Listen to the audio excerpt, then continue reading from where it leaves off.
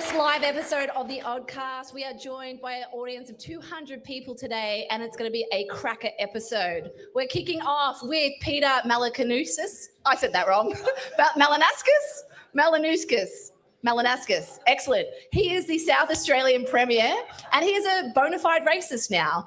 And then, of course, we've got the Uni Party colluding together to take down One Nation, and shit looks like it's about to go down in Iran. So there's a lot to talk about. Grab yourself a drink if you're playing along at home, strap yourselves in, and let's get ready for the very first Oddcast Live.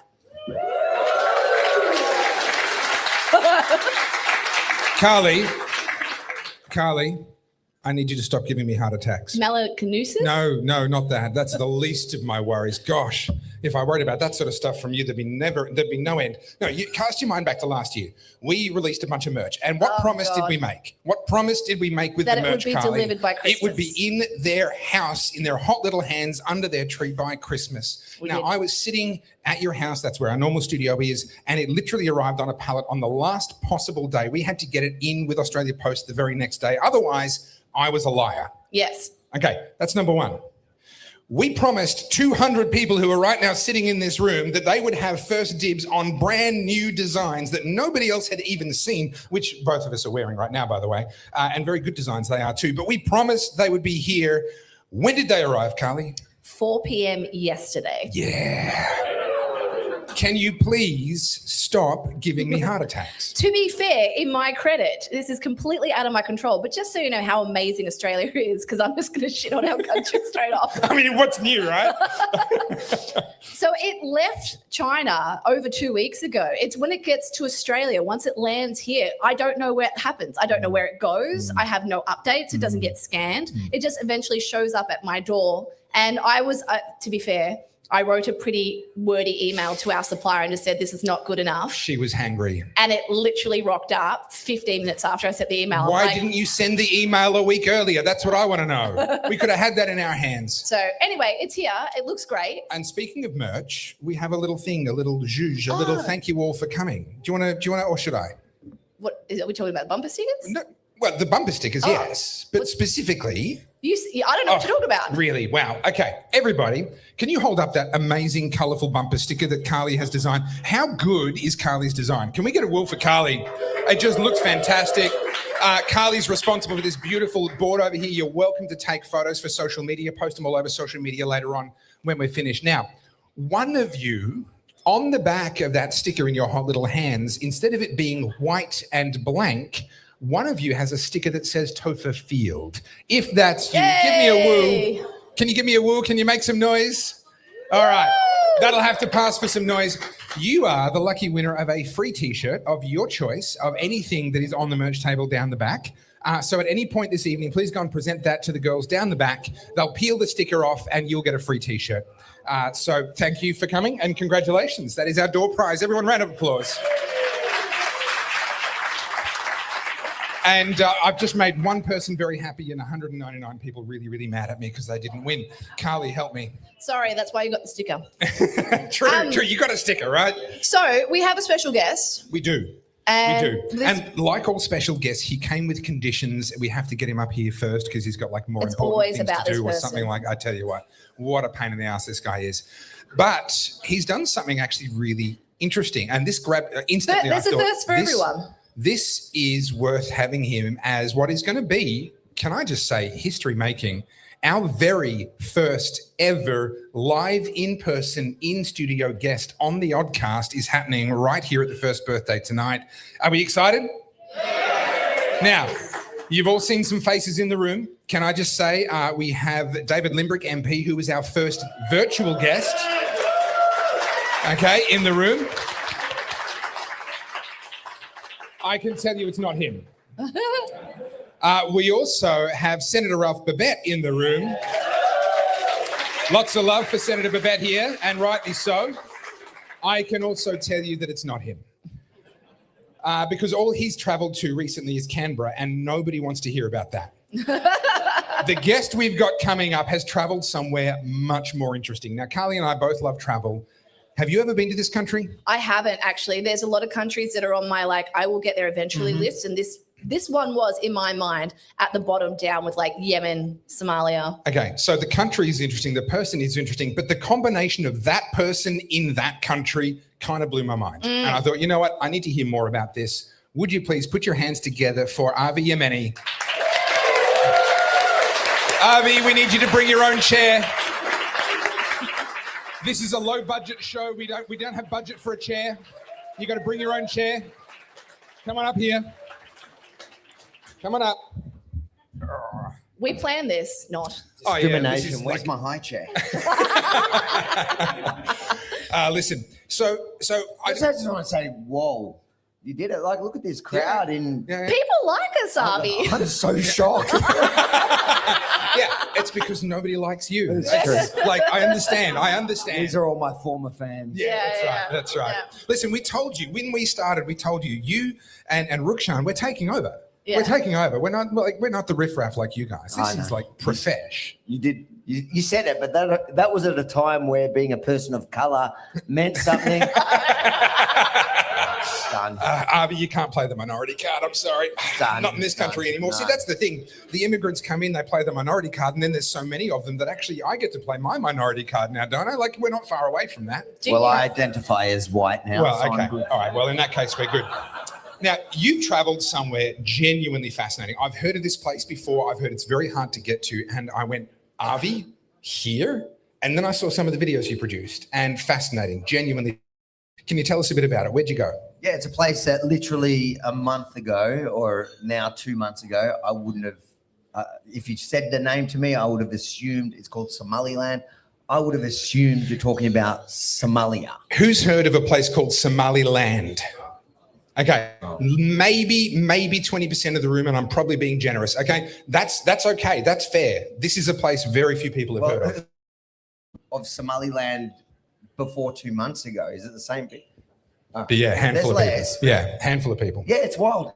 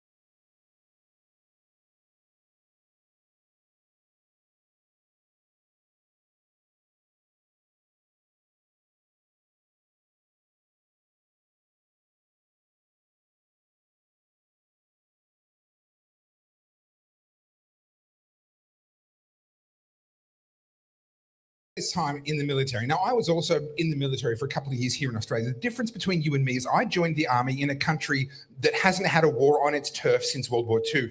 You joined the military in a country that's in pretty much non-stop war. And I thought that was weird. And then you decided to go to Somaliland, which on paper has got to be one of the most dangerous places in the world for you. What was the fascination? How did that even come up? How did that conversation, like, you just waking up one morning and you just said to your wife, hey, you know what? I think I'm done. It's time for me to die. I'll go to Somaliland. No, maybe she sent me there. Look, probably the on paper was an exciting bit for me, I can't lie. But it was the fact that there was this kind of recognition that seemed to come out of nowhere from Israel. And there is absolutely genius strategical reasons as to why Israel would recognize it. And on top of it, it was just so funny to watch all the lefties around the world all of a sudden overnight, two things. They suddenly all became so Islamophobic. They suddenly didn't care about, they hated this Muslim state. But then on top of that, they were also, all the people that unilaterally recognized Palestine were against unilaterally recognizing states. Yeah. But it wasn't actually the first time Israel's done it. So originally when it was a British protectorate, it had declared its independence, and it was recognized even by Australia for a whole fight. But Israel was the first state then as well to recognize it. It was a fascinating story. I thought, I kind of looked in it and I thought, I can go to this full Sharia state and probably survive. This should be a fun journey. But getting the insurance was probably the hardest part because it is considered as Somalia and nobody will insure you. You got to get war insurance. Yeah. And that's what I got for Somalia, but it was super safe. So how do you get in there? What's the process of getting there? So unless you're willing to get a visa to Somalia, which means you have to hand over your passport to the Somalians, which means the next day your passport has been sold. Like that is just an accepted fact. And so I wasn't willing to do that. So you got to take a charter flight in. Yeah, okay. Like a private plane. jet. It's not a Newsflash, sexy. Everybody, RV Yemeni is flying around the world in private jets. I was about to say, it's not as sexy as it sounds. I pretty much had to pedal that thing, but we got there. Look, I'm thoroughly enjoying this, but I'm mindful you're on a schedule, and also I have a policy that I never share the screen with someone more beautiful than me, so we're going to have to get rid of you. Everybody, can you give RV Yemeni a hand? Thank you, guys, and I want to congratulate you guys. It's amazing. I did watch you from the beginning. I got to say, Rukshan had no faith in your success. We didn't either, to be fair. But this is a testament of it, like absolute success. To be able to get 200 people, like I've tried to pay 200 people to come see me, never happened. Thank you everyone for coming, and thanks guys for doing this. Thank you for coming, Avi. Appreciate it. He's tried to pay people. There are so many jokes available. RV Yemeni tried to. Let's try and not get banned off YouTube. Look, I've already tried, and we still haven't even got to my set later. So I was actually going to ask this to Avi, but I thought we'd start with this one. You guys would have seen recently that a residency has now been granted to the daughter of a sanctioned Iranian military henchman. Thank God for that. I was really worried about her welfare. I'm really pleased that she gets to spend her time here. I do love the hypocrisy. If they don't have double standards, they have no standards at all. But I find it really interesting how in Iran right now, women will literally be killed for not wearing a hijab, but the daughters and the sons of the henchmen are allowed to live freely in the Western world and buy up Bugattis and Ferraris. This isn't a new thing, unfortunately. I mean, we see this with everyone from the children of Venezuelan leaders through to obviously lots of Middle Eastern countries. These people get to live high on the hog. Often, let's be honest, they go to American or European universities. They're welcomed there because they're connected and there's money and there's power.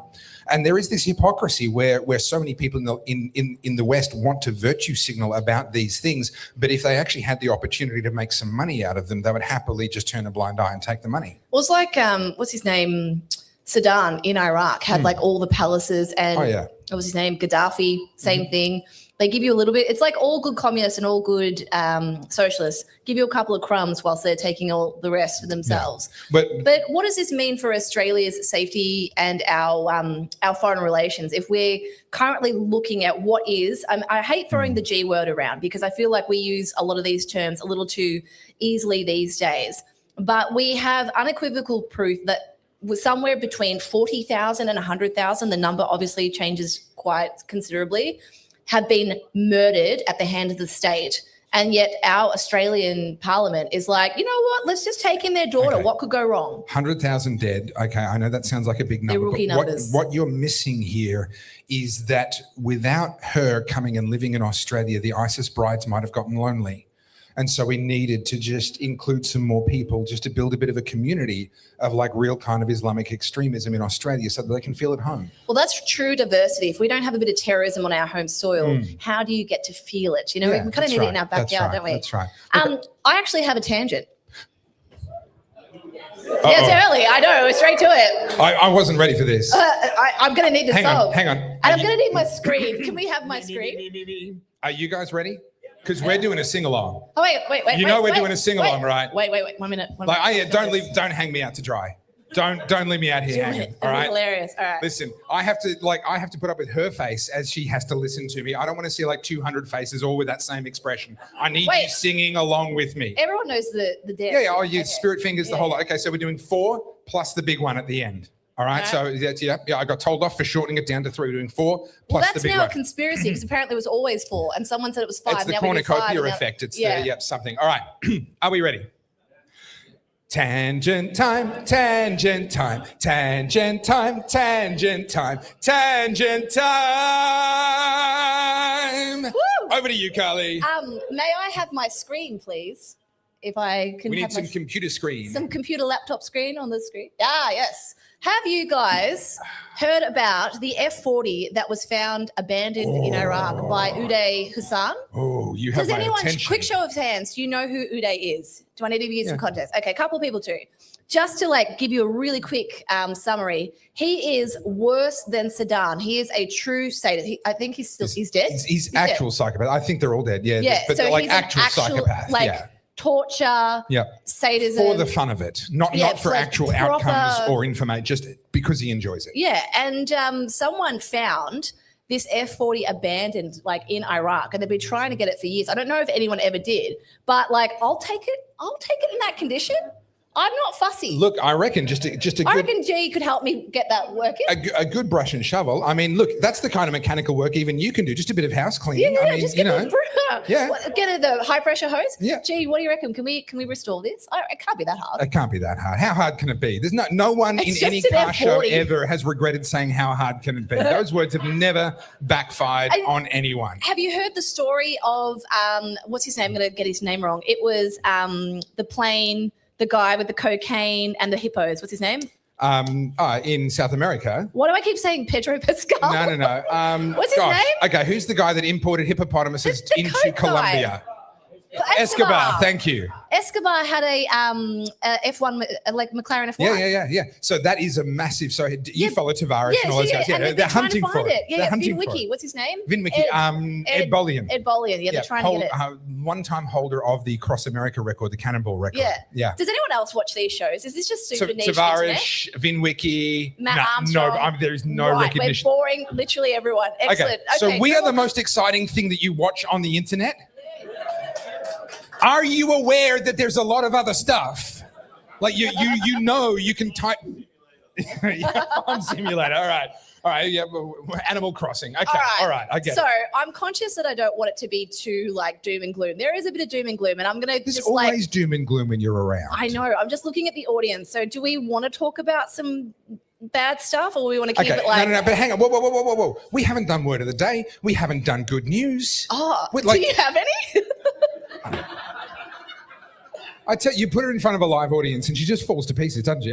We haven't done anything. I did bring the book. All right. Now listen, so before word of the day, can I just say, I was driving down here and I don't normally drive this way. And I drove past the Melbourne Tunnelling Centre. You guys familiar with that? The Melbourne Tunnelling Centre. I was like, oh, this is exciting. That's that new theme park. I've heard they spent like $15 billion on this thing. Like, it's amazing. I thought Melbourne Tunnelling Centre, like it's either a theme park or it's like a really awesome gay nightclub. It's got to be one. Like, either way, I'm really interested to see what's going on inside the tunnels. Okay, it's like, I really want to know. So I went. It was the most disappointing theme park I've ever seen. It was just John Setka in the corner with strippers and cocaine. What a waste of a trip. Yeah. I mean, I stayed there for 4 hours, but still, what a waste of a trip.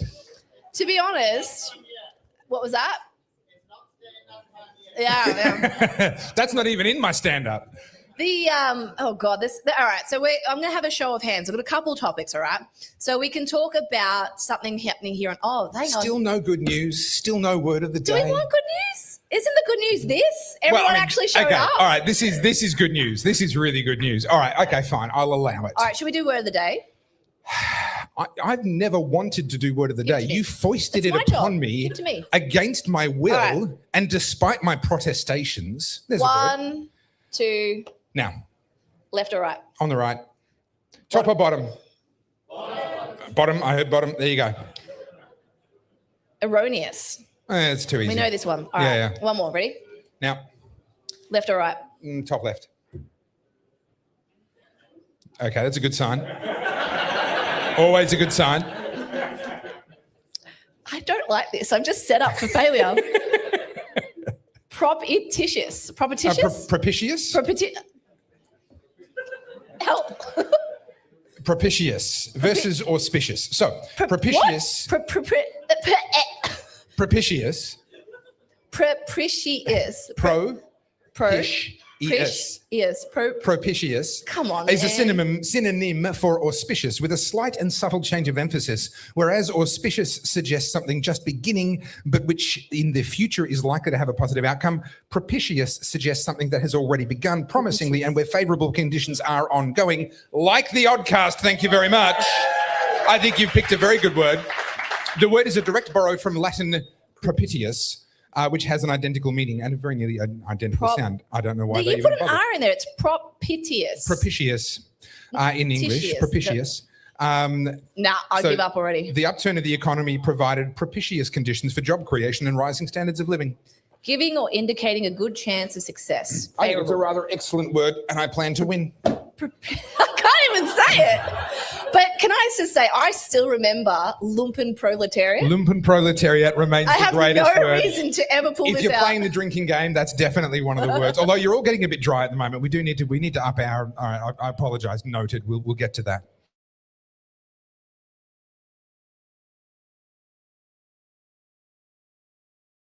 I have had people return my emails, and the conversation is beginning. So that is one step closer. A returned email is a massive step. That's really cool. This is why you have mail track, guys. You get to know if the gatekeepers are opening your emails. Not female track. You get thrown in prison for that. Mail track. Okay, it's a different thing. I can't. Propitious. Start the 10-minute timer, guys. I've got to wait 10 minutes before I crush her. If I can't get it out now, it's not coming out of the sentence. Oh, actually, I do have good news. Oh. Check this out. Guys, look at this. So, I'm going to call everyone by their username. Phonic Photon. Where are you? Where is he? Who was responsible for this abomination? Where is he? Abomination? Over here. He's over here. There he is. Over here. This is a 3D printed spicy Carl's. I'm just sorry. Have you got one? There's clearly a favourite on this show, and it's me. So we did not pay the venue enough to widen the door so that you can get your ego out. Okay? Can you just calm because down? your butt hurt, because I'm both the looks and the brains of this podcast, and clearly the favourite. Yeah, I got nothing. Excellent. Okay, so we've done good news. We've got the word of the day. All right, fine. The formalities are out of the way. All right, yeah. Okay, so let's do home soil first, because we're going to make this all about me. Now it's going to sound like ego. All right. Excellent. I got a bit spicy yesterday. And before I play this, what I'm going to say is I saw an opportunity to... New thing for the drinking game.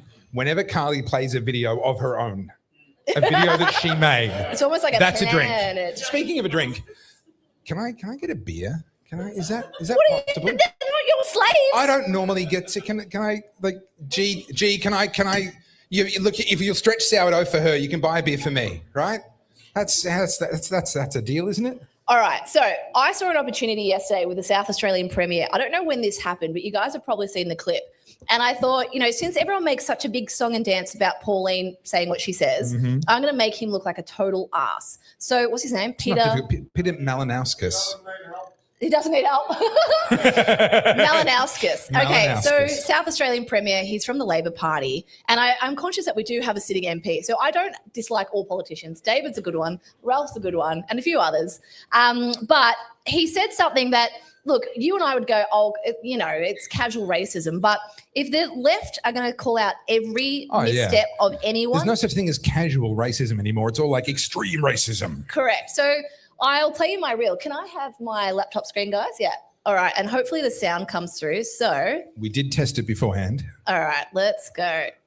To One Nation voters is who's going to feed you and bathe you and wipe your bum when you're 90? Because it ain't going to be your kids. Because if I get my way, they're going to be working on submarines with high-paying jobs so they can afford to own their home. That has to be one of the most racist comments I have heard come out of an elected official in a very long time. And there's been some gems over the years. In case you missed the nuance of what he said, let me rephrase it so it hits a little harder. If we don't bring the slaves to the South, who's going to pick the cotton? I know, terrible accent. Don't hold that against me. So to be clear, an elected official, a Labor politician, the Premier of South Australia, no less, basically has asked, who will wipe the asses of white people if we don't bring more immigrants in? Because our white children will be too busy working on submarines. So to all of the Pakistanis and the Indians and the Vietnamese and the Chinese and everyone else that's coming to Australia because you think all of these left-leaning politicians are super inclusive and they're pro-immigration and they care about you, believe people when they tell you what they think. It keeps going, but you don't need to say any more. But basically, he came out, he's obviously on a panel or something, and his exact words were, if you didn't hear them, his words to the One Nation people who are, obviously they're having a massive upswing in the polls, is who's going to wipe your bums when you're old? Because your children will be too busy doing the high-paying jobs, working on the submarines, being neurosurgeons. And so if we don't have immigrants come in, who's going to wipe your bum?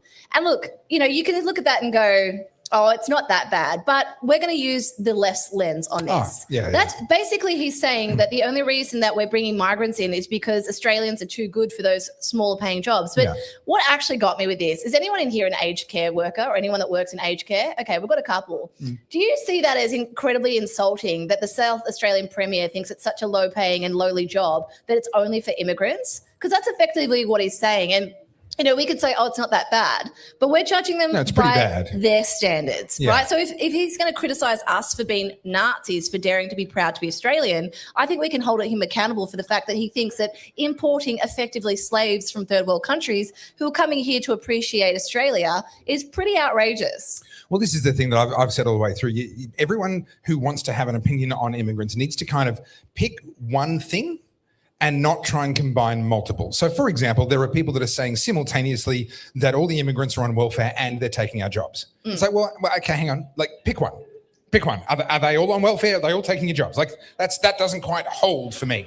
And then we're being told, no, we need the immigrants to fill the skills shortage. And then Peter Malinowskis is like, yes, the skills shortage is wiping bums. That's the skills shortage that we're trying. Like, pick one. So I put this on X and it went a little bit more viral than I expected because X is one of those ones you just never know what you're going to get. And there was a couple of lefties who jumped into, come to his defense. And I kid you not, they doubled down on the racism. They're like, well, we do need people to fill those positions because we have a shortage and rah, rah, rah. Have they never heard of Elon Musk and his robots? Well, bum wiping robots are the future. Well, yeah, I mean, people keep saying AI is going to take our jobs. I'm waiting for it to do my bloody dishes. Every night, G and I look at the dishes and go, this is a Ponzi scheme. You just replace them all the time. They keep coming back. But with the casual racism, the way I frame it is like, you got to remember when things fly out of your mouth like that, if that's your first example, that's because it's top of mind. That's what he actually thinks. And that's why I'm saying the mask slipped. That is casual racism because that's actually how he thinks. That's what he thinks. And weren't we being told that most of the people that were coming here were to replace our skill shortages? So we're bringing in doctors, engineers, carpenters. And it's interesting because One Nation have obviously capitalized on this. And I've got can I have the screen, guys? I've got a post by One Nation. I haven't looked into this much. I just saw this the other day. And this is talking about in the year of 23 to 24, we had 190,000 permanent visas issued. And of that, of the 190,000, we have 109 bricklayers, 18 stonemasons, 521 carpenters and joiners, 383 painters, 45 plasters, 56 plumbers, and 174 electricians. Now, below there, visas were issued to 4,570 accountants, 4,243 software engineers, and 3,957 chefs. So of that, they're telling us that these people are highly skilled and whatnot, yet the numbers clearly aren't reflecting that. I would argue that a lot of the people that are coming here are usually in the university system. They're coming here for Australian education. There's an incentive to do that. Our unis are broke. They need that money, whether it comes from the government or the rich families overseas. Can I just get that graphic back on screen again? I want to check something. Yeah, so these are permanent visas, so they don't include students. So that's a separate category there. Can I just say, I will absolutely go into bat in defense of that many chefs being brought into the country. 100%. We have a terrible shortage of chefs. And I tell you what, I love, there's a chef not far from where I live. He's from Thailand. He makes Thai food, doesn't speak a word of English as far as I'm aware, but damn, I eat his food every chance I get. I've got no problem with immigrants coming in. Well, the chef thing's interesting. A lot of my friends were chefs and they've left the industry for a couple of reasons. Well, it's a brutal industry. I don't know why anyone would want to be a chef. It's brutal. And also, because cast your mind back 5-6 years ago, there was this little thing, you may have heard of it. It was called COVID. No. And it decimated the hospitality industry. Does not ringing a bell. It's fake news. I would have heard of it. Yeah, so apparently there's this pandemic that basically shut down the hospitality sector, and they're all out of work. Lots of businesses are falling over. Conditions are terrible, and it's a real shame because that was one of the parts of Melbourne that I was like the most proud of. I was like, we're so cosmopolitan. We've got the best food. We're way better. We don't have a bridge, but we do have amazing food. But now, we've got a tunnel now, though. How many of you guys try and keep it clean? I know there's a few of you who have travelled from far away, but who is inner city Melbourne, metro Melbourne area? How many people? Okay, quite a few. Do you now kind of get embarrassed when people talk about Melbourne? Because you're not like all these crazy lefties, but like when people bring up Melbourne now, I sort of go, It's embarrassing. I used to. Not for me. I left. That's instant cure. Instant cure. But you still love your home state. Come on. You know what? We didn't ask a very important question at the start of the show. What? Hands up if you've come here today and you're not from Melbourne. That's a lot of hands. Keep your hand up if you've driven. Yeah. Keep your hand up if you've travelled for more than an hour. Okay, so even people in Victoria, okay? Now, from outside Victoria, keep your hand up. I know we've had some people come down from Brizzy or the Gold Coast. Okay. From New South Wales? A few. Queensland? Woo! All right. Thank you so much for coming, guys. South Australia? Good. Excellent. All right. Here's the real test. West Australia? No one. All right. Yeah, mind the arm. Thank you. Yes, I probably need to, probably just, have a different gesture. All right, guys, you're amazing. And thank you. How heartwarming is that? There are people that got on a plane, I presume like yesterday, or you flew down first thing this morning. You've gone to that kind of trouble to be here. Who was having the delayed flight? Nice. Someone had a delayed flight. Yeah. Did you rebook a flight? So what's your name? Daniel. Daniel had a flight, and was it Jetstar? Well, that's your first mistake. Did you have to ask? Well, although Qantas is just as bad these days. That's not great. Had a Jetstar flight this morning, got delayed, and he was told he was going to be here, arriving at Melbourne Airport by 12:30. So he's rebooked a flight to get here, and so round of applause for him. Tell you what. Anyway. Listen, I don't want to break the bank, but I think that earns a free T-shirt. So, Daniel, put your hand up. Daniel. Woo! All right, that's a free T-shirt right there. Guys, give him more beer. He's getting more generous. I tell you what, I'm going to turn into Oprah in a minute. It's going to get out of control. I just almost threw my arm. Did I tell you what happened to me? Oh, gosh, did you ever? You opened the door. I had to go to Carly's house to get all the merch to bring it here. She opens the door and the first thing she's doing is whinging. Come on, Carly, let us have it. Okay. this is really embarrassing, but I actually cannot straighten my arms. I'm not even joking. That's as far She as did this thing called exercise, and her body is so not used to it that she's having an allergic reaction. Like all her muscles are swelling up and aching. You say that like it's a joke. I swear to God, I'm like, do I have rhabdo? I went to the bathroom, I checked my pee, and I'm like, no, I don't think. Like, I literally cannot straighten my arms. I went to the gym thinking that I could still do what I used to do, and evidently I cannot. Okay. And to be fair, a lot of us have made that. Who's made the mistake? You think your body is still as young as your mind is? Yeah, okay. Is So this you're not it? alone. Is this You're not what alone. happens when Yes, you're and then 40? before you know it, you need these. And if you leave home without them, you have to turn around and go back. Yeah. So anyway, went to the gym and I was doing a lot of pull-ups and I was like, oh, they're getting a bit hard, but that's all right. I'm going to push through. And now I literally cannot. I can't even put my arms over my head. How's this for convenient?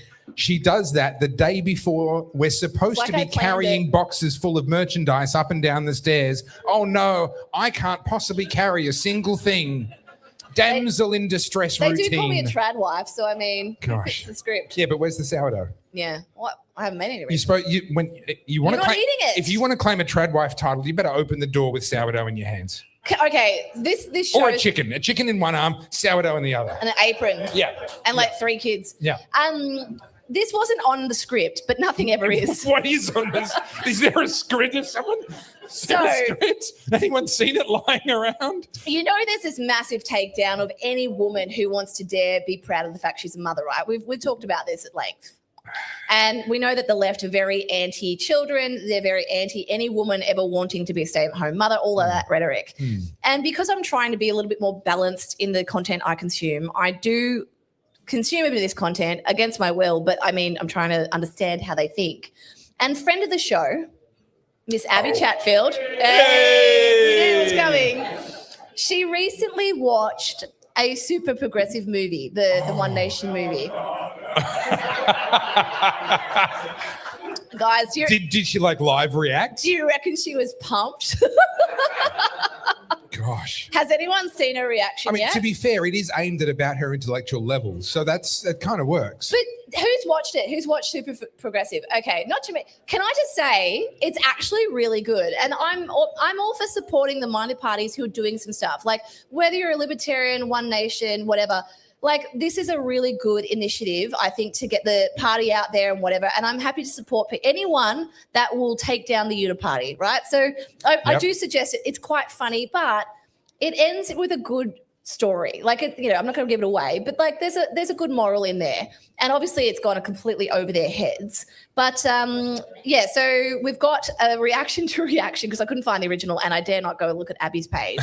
So can I have the screen, guys? So I'm going to play this again. Callista, she's a Melbourne girl as well who is, oh no, I've lost my thing. Hang on, I'll get it back. Oh God, what have I done? This is a proper Oddcast episode now. Just 1 minute. Can you just do some... Train wreck. You need me to just like make up a new theme song for the Oddcast or something? I got it. We apologise for this break in transmission. Normal programming will resume shortly. All right, ready? Here we go.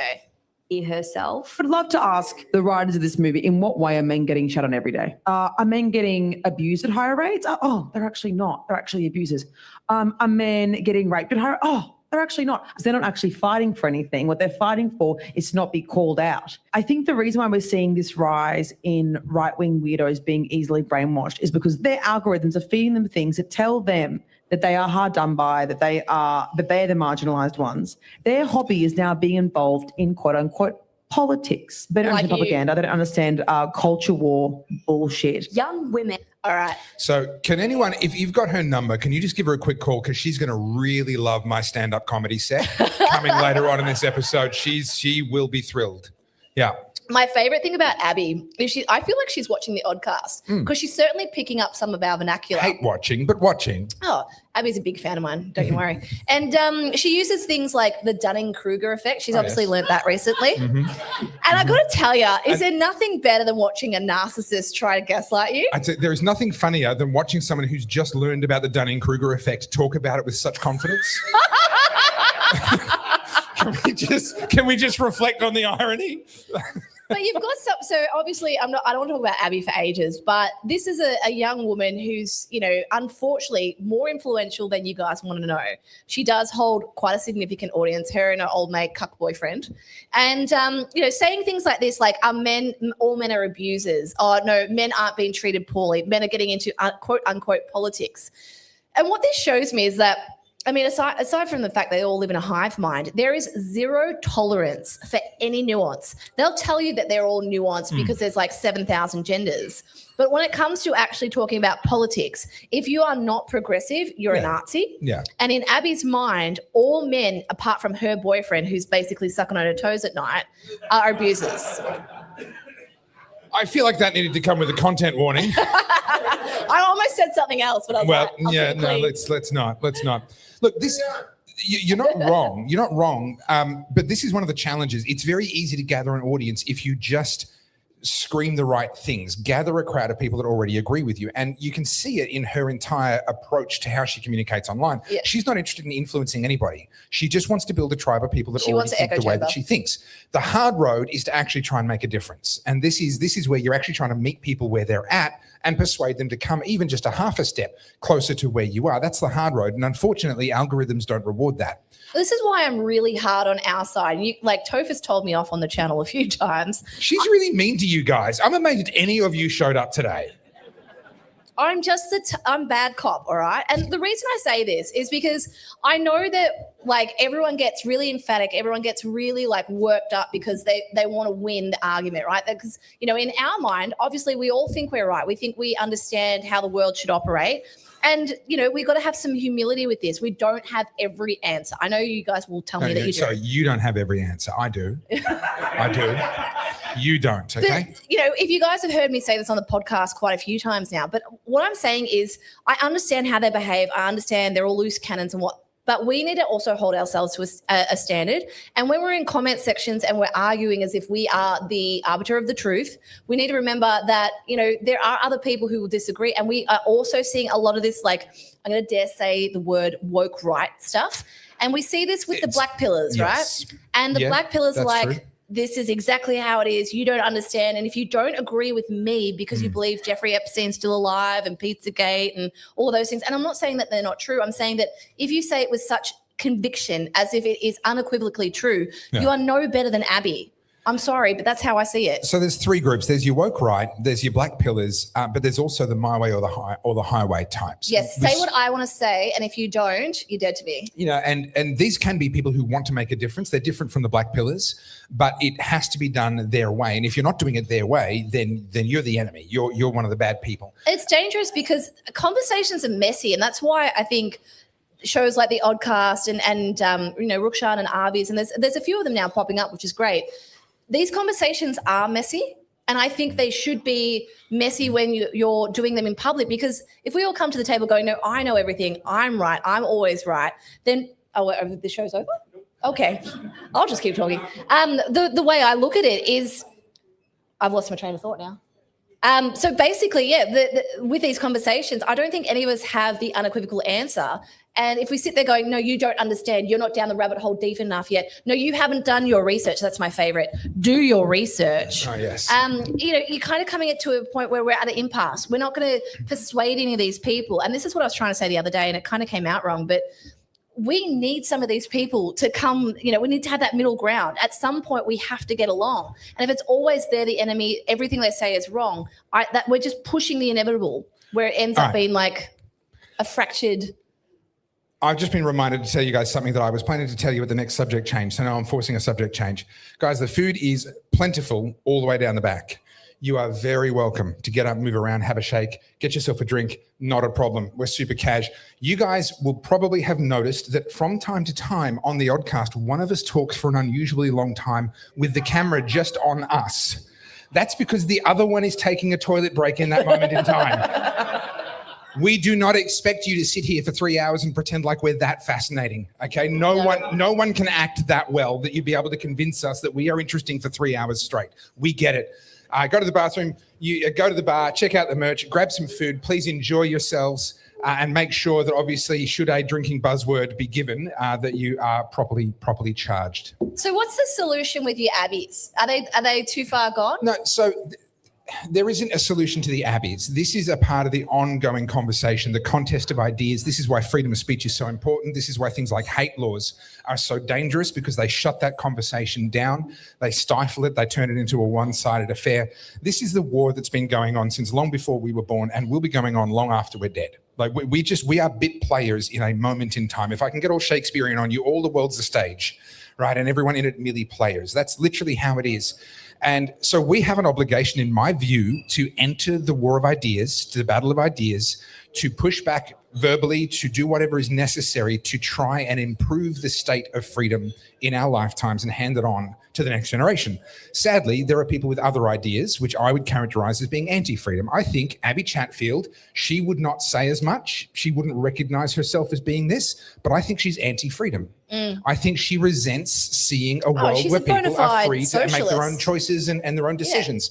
And she would argue, but socialism leads to better outcome, and more people will be free because they'll be every man's way is right in his own eyes. Proverbs. Every man's way is right in his own eyes. Every woman's way is right in hers. Abby Chatfield believes that her way is best. She's wrong, in my opinion. But this is just the battle of ideas. There's no solution.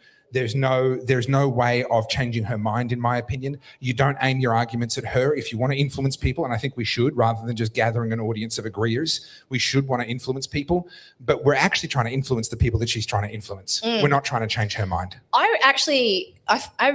This is a bit dark, and I don't mean to take it here, but I really feel for the young generation, and I'm probably aging out of influencing them. I'm 40 now. I'm a dirty millennial because that's a terrible thing to Gen Z.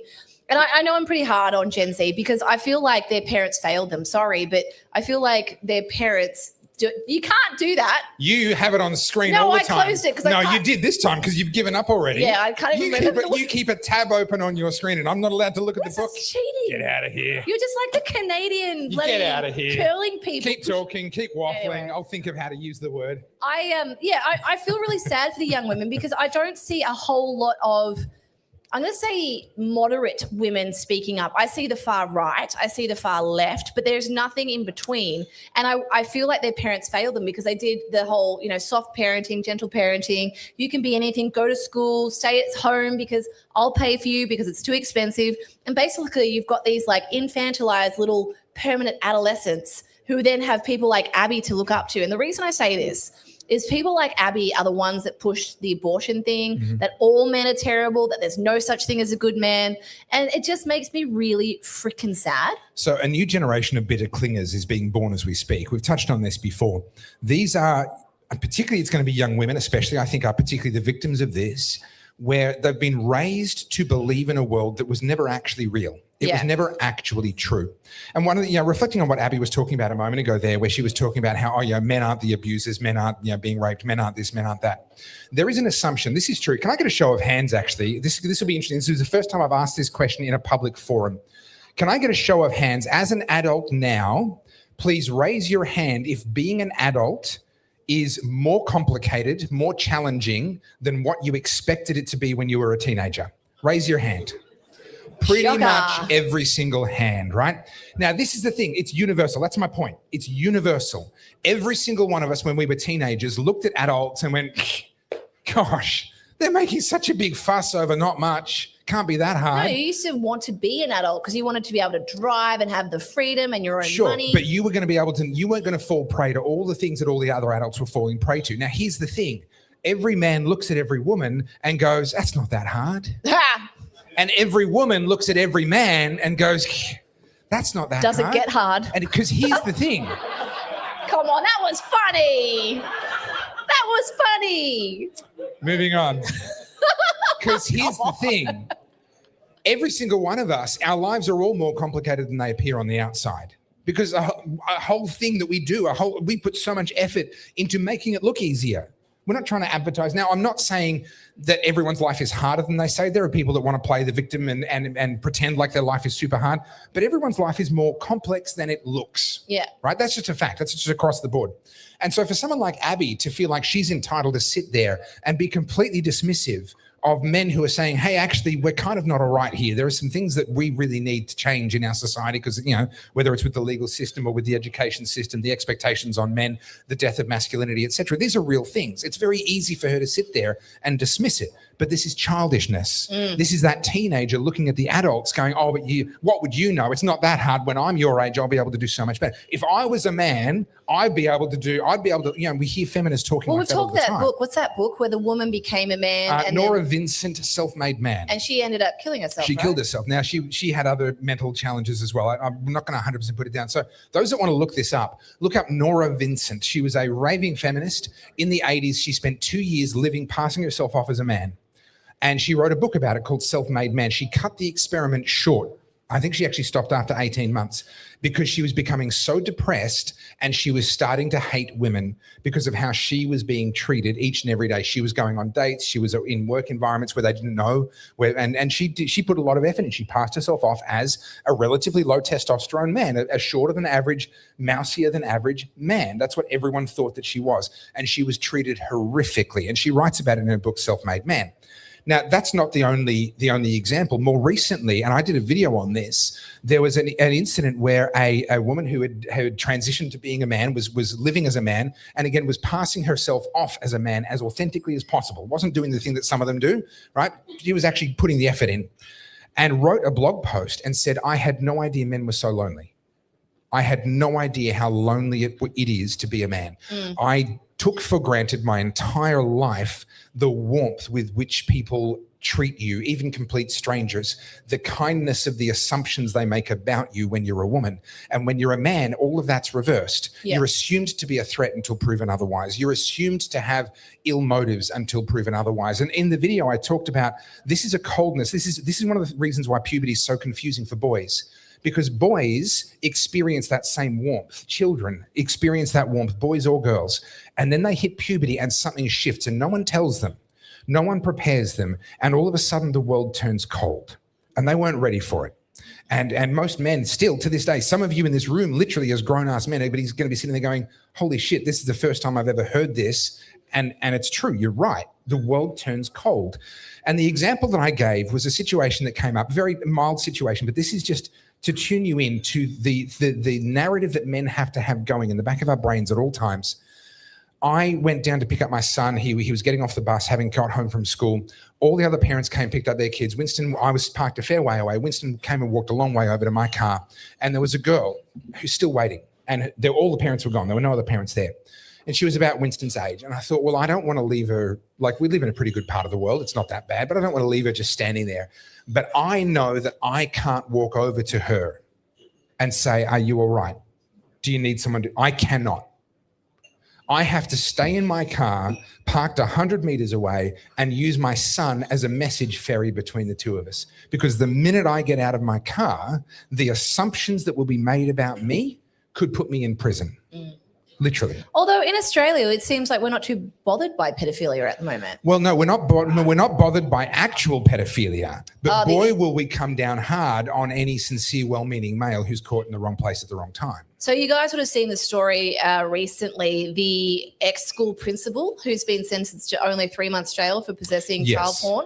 Now, while you're looking that up, there was the university lecturer who put kiddie porn up on the screen. Yeah, is he back? I don't know. That was my question for you. Does anyone know? Have you heard any news? So he went traveling overseas. Our theory is that he's going to go to Austria and unalive himself while he's there in the assisted dying. He had to go on his, guys, you don't understand. Yes, he showed some child porn in a lecture full of university students. But after he was charged, he booked a really expensive holiday and obviously he had to go on it. So, I understand. If I'm booking a holiday after I've been charged with pedophilia, I want to go. So for those that don't know the story, this is literally true. The judge allowed him to go on an expensive European holiday that he booked after charges were laid against him, right? So he knew, and he's booked a trip to Europe. Now, what's in Europe? Well, only some of the most famous assisted dying centers in the world. My theory is that he's not coming back, but I haven't heard anything. I haven't heard anything. And so, thank you. Amazing. I got food. Yes. She's got food. What do you need food for? You're not wrong. I ate a salad right before. Clearly, I am the favourite. I'm not Food trying to gets brought virtue me. signal, but you're eating deep fried pastry and I had a Caesar salad. I clearly don't need to worry about it. Well, I do.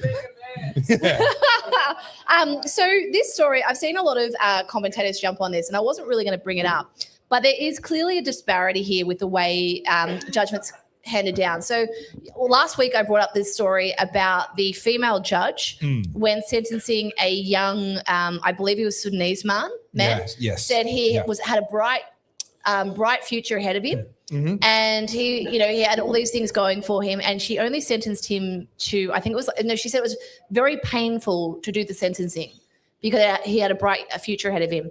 No mention of the victim, no mention of anything. And now we've had a school principal who has been jailed for being exposed as a pedophile. He's a Mornington Peninsula pedophile, as principal, sorry. And well, both. At the same time, and this will be interesting because I feel like this will get people fired up. A member of the NSN, I can't remember his name, has been jailed for a year for making anti-Semitic comments. Joel Davis, I think. No, it wasn't Joel Davis. It was another guy. One of the other ones. All right. I'm not familiar with his name. I think they're just punching their frequent flyer cards at this point. I think Joel Davis is still in jail too. Yeah. And so is Thomas Sewell. I'm not too sure. I don't follow them, so I don't know. And look, I've said this plenty of times on the podcast. I don't agree with the NSN. I don't understand why you would want to be part of that group. But as I've said multiple times on the podcast, I like them in plain sight. I like to know who the people saying those things are. If we're going to have neo-Nazis in our society, I want them to out themselves. 100%. Wear the so I know skinhead, where they are. Have the swastika on your arm. Then I get to know who the people are that are losers that I want to stay away from. Yeah. But this whole suppressing them and telling them that they can't have their political party, that they need to be basically sequestered away from the rest of the population. That is how this shit breeds and multiplies. It gives them a victim narrative. Yep. Right. That gives them this sort of perceived superiority, because let's remember, victimhood is power in our current culture. So we're literally giving them the top of the totem pole, and they can prove it. Hey, I've been to prison. I'm the victim here. And then we're forcing them to talk about it when no one can counter. You're giving them martyr status to a degree. Well, we are, and we're going to be talking about that about Pauline Hanson in a minute. I mean, the martyr status is a very, very powerful thing. But what we're also doing is we're causing them to have these awful conversations in places where other people don't know and hear and go, no, you're wrong because of X, Y, and Z. I have yet, by the way, if you ever find yourself face to face with any of these morons, one of the things I love to do, because none of them have come up with a counter yet, is I say, okay, so you believe that our country is being ruined by immigrants. You think it's all the coloured people, etc. Fantastic. You know who I think is ruining the country? People with good white European names like Rudd and Gillard and Turnbull and Albanese, right? Now, I put it to you that you do not share the same culture that they do. If you're worried about culture and the Australian culture, you should be worried about their culture, because they're the ones that are actually destroying this country from within. So far, not one of those blockheads has had a counter. Typically, it ends with their jaw and disengagement. Yeah. I've yet to see a comeback. 100%, I agree. But yeah, I just think it's really fascinating how this is all playing out legally at the moment. Obviously, everyone's paying attention to the bike boy case with Ryan Muirleman and Dan Andrews. We haven't talked about that. Oh no, we did. We talked about the defence. Yeah, we did. He lodged his defence, and you guys would have heard me say, I actually think Daniel Andrews' defence is actually pretty good. I know you don't want to hear that. Yeah, it's a high variance play. It could be good, but the judge could literally just swat it to one side. And I mean, at this point, with the way that the judges are behaving, I don't believe that we're getting justice at the moment. It seems there's this tone from above, or this horrible, nefarious undertone that progressive ideology must take precedent. And I mean, we're seeing it with the way that they're sentencing people of color, particularly with home invasions and machete crime and stolen cars. They're constantly bailed. We know that. And now we're seeing it with actual sex offenders. They're being bailed. They're not being held accountable. And yet someone who says hurty words. Now, I don't agree with those words. I think what he said wasn't good, but I would much rather them say it than not say it. Okay. And do it behind everyone's back, and then be able to amass a bigger crowd. This leads us to the arrest of the Andrew formerly known as Prince. Ah, yes. People of a certain generation got that one. Okay, good. That wasn't pre-prepared. I just came up with that on the spot. I'm pretty happy with myself. So former Prince Andrew, Andrew Mountbatten Windsor, whatever his name is, was arrested, questioned, and released on bail. We expect charges are forthcoming. Now, I think this is actually really, really disgraceful because with all of the police resources that they wasted on a pedophile, they could have arrested at least a half a dozen more people for Facebook posts. So I think just the misuse of UK police resources. But interestingly, it's a little bit of a not Pablo Escobar, although actually maybe him as well. Who's the one, the mafia boss that they got for tax fraud and racketeering? Al Capone, thank you. It's a little bit of that because they're investigating him not actually for his crimes with Jeffrey Epstein. Yeah. They're actually going after him because he shared information that he shouldn't have with Jeffrey Epstein. That's kind of the narrative that went through the Black Pill audience, that everyone was like, don't celebrate yet. Prince Andrew's not been charged with pedophilia. He's been charged with sharing confidential information to Epstein. And at the moment, he's not even bailed. He wasn't charged. He was arrested, but So he's that's a good point. been Yes, let go. been released, yes. So that's something to remember. Can we have the screen for a sec, guys? How's this for a shot, though? Hang on. Oh, Can we get to the computer screen, There we please? go. There we go. that's a man who knows he's in big doo-doo. Yeah. So for reference, that's him in the back of his limo on his way out of the police station. That was a shot that was snapped, and he is clearly shell-shocked. And so I was listening to this because, look, I don't know a whole lot about how the legal system works in the UK and whatnot. But from what I understand, the reason they went in and arrested him is that gave them carte blanche of going into his homes without any notice, and they can basically search his homes and not just where he was in Sandringham, all of his other residencies, and they can pull all the information. So obviously they've got enough to have arrested him and to have rattled him. And that face, I don't know, I think that tells you he's got some skeletons and they might come out. But what's interesting, and I got into a bit of a scrap on the internet yesterday. Very unlike me, I know. So you know how I was on the Life Uncut podcast? Yes. So these women, I'm not trying to put them down in any way. I really like them as people. They were lovely women, but they're obviously not. Can I help you? Just trying to see what time it is. Oh, Just trying to keep am I tabs. boring you? No, I'm just trying to keep tabs. We normally have a screen just there that shows us what's happening, and it has a timer on it, and I can sort of see how we're going. And I don't running the have show. that, so- Leave it alone. Yeah. But so these women are, when I say mainstream, and I don't mean that as a slur, just like normies, the people that we talk about. Yeah, they're not all the weirdos time, like normies. us. Yeah. And they've recently started talking about the Epstein files. Now, this is something I have been personally just watching and been interested in for, 6 years now. House and Habit, Jessica Krause, she was at the Ghislaine Maxwell trials. Yep. She has documented this extensively. Yep. And I just look at it from this is a developing story. I don't think we'll ever know the truth, but if you got, who follows House and Habit here? If you guys are interested in the Jeffrey Epstein thing, she's on Instagram, House and Habit. She has a Substack. And she is very thorough on that particular topic. And she's been deep diving into this. She has the cellmate of Epstein who was in there and said that Epstein didn't kill himself, all that sort of stuff. So there's a lot of information. But from what I understand with this and the Epstein files, there is so much to come out that is really, really dark. And obviously we've talked about how upset we were when they brought out the binders and they fumbled that. What an own goal. Everyone is desperate for arrest, and I understand that. And MAGA are getting very upset because there's no arrest. But listening to these girls on this very moderate podcast talking about the Epstein files, everything they said was about Trump, orange man bad. Yeah. And this frustrates me because all of a sudden, obviously because Trump's back in power, he's the big bad wolf again. Everything's about him. And I'm like, it does such a disservice to the real victims of this. Because everything centers around Trump. And I'm so bored of it. Yeah. It's such a shallow conversation. And it reeks of being more concerned about the side than you are actually about the principle. They're not concerned about the victims. They're not concerned about the pedophilia. Sorry, that was what I was going to say. So I left a fairly polite response. I wasn't rude or in any way. And then all of the audience, as they do, everyone jumped on to me. And they're like, he's a pedophile. And everyone's making all these sledges about Trump. Yeah. And I dared respond and said, until he's been proven to be that, these baseless claims just make it more salacious. And then I had, I kid you not, a bunch of Americans going, you don't get to have a say on American politics. You're an American. It was horrific.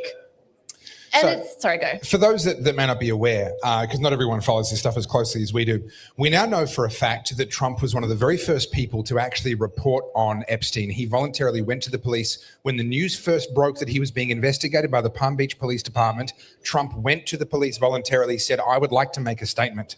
And he pointed the finger directly at Ghislaine Maxwell and said, look into her. She's trouble. We also now know, because of a resurfaced interview that's come out recently, that he was warning about, thank you. Look at this. You read my mind. Wonderful. Thank you. Where's my... round of applause, please. Round of applause. I feel like I need a palm leaf and grapes at this point. He was on an interview talking about Andrew Windsor and connecting him to the island and saying what was going on the island was really not good. This is stuff from 12 years ago.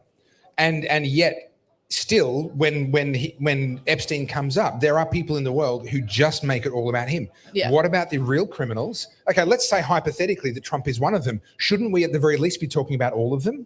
Yeah. Rather than just make it all about one. We're just going to drag down one person and the rest of them get off scot-free. Now, you've they seen don't care. Hillary Clinton saying that there were no connections between Bill Clinton and Epstein. Yes. Do you want me to play it? Have you guys seen this? Okay, so is that connections? Is that connections like in a dog breeding sense when you're like... He's only been on his plane like 38 times and been to the island, but there's no connection. See, it's a big plane. You could be up one end of the plane and have no idea who's up the other end. Like it's just... They didn't see each other the whole time. It was wild. This woman, I don't say this often, but this woman is a fucking demon. I'm sorry. She is Satan. I am convinced. I've got to find the thing where she says, here we go, no links. Can I have the screen, guys? Little can read your mind. Former Secretary of State Hillary Clinton, in an interview with our partners at the BBC, Can we have a bit of volume? said the Trump Justice Department has not complied with the law requiring the release of all Epstein files. Get the files out. They are slow walking it. They are redacting the names of men who are in it. They are stonewalling legitimate requests from members of Congress. That has nothing to do with us. Something is going on. They know it. I know it. If they're going to have me testify, I would prefer to do it in public because I want everybody to see it at the same time. If I have to do it behind closed doors, they're not going to like what I have to say because I have very strong opinions about what it is they're hiding and who they are protecting. Torian Smollett joins me now from Capitol Hill. So what else did Hillary gather through the Clinton Global Initiative Foundation? We have no links. We have a very clear record that we've been willing to talk about, which my husband has said. He took some rides on the airplane for his charitable work. Some rides, guys. I don't recall ever meeting him. Did you ever meet Ghislaine Maxwell? I did on a few occasions, and thousands of people go to the Clinton. Ghislaine Maxwell was literally at her daughter's wedding, FYI. So rides on the aeroplane. At least we know what Bill Clinton calls his penis now. I mean... Yeah. So, I mean, look, this is the thing. We know who these people are. We know who these people are. Do you know what, though? I have this weird feeling. I can't explain it. This is me being a bit woo-woo. I've talked about Pluto and Aquarius. I won't do it again. But I just did. I'm sorry. But there is this air, this feeling of like it's a sea breeze is coming in. Things are shifting and it's happening way quicker than I expected. I knew things 100%. would start to roll, but I feel like things are absolutely snowballing. And because everyone kind of wants blood at the moment, and I keep making this correlation, this is literally the villagers at the gate of Versailles. And like that gate's like seconds from breaking open at this point. I think both those, when I say the normies on the left and the normies on the right, everyone wants some accountability, just someone. And I think like in Victoria with the 15 billion through CFMEU, I think with Albanese immigration and cost of living, and I think, the whole Epstein thing, there are so many things that people like, we know there's a problem. We know shit's going on. Why aren't you doing anything?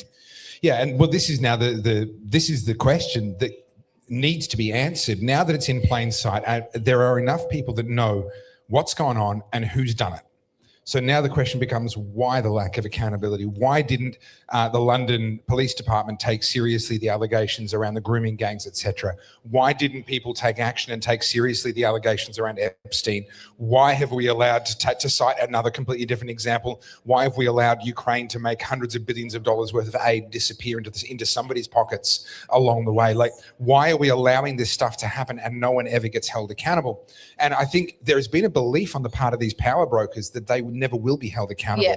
And that's been true for a very long time. But I got to tell you, I get the feeling like something's shifting. I definitely think something's shifted because there's only so much you can suppress people before they start to fight back. I mean, we're seeing this with Iran at the moment. There's an uprising there and there's a lot at stake. We'll talk about Iran in a second.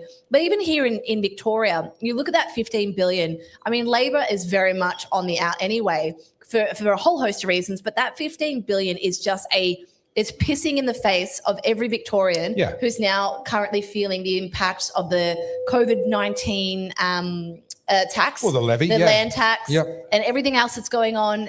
And to hear that $15 billion has been siphoned out. I mean, we all knew it, but to hear the figure and the number, and then her reaction, I'd love to hear Dave Limbrick's view on this because obviously, if only he was here so we could ask him. Does anyone know?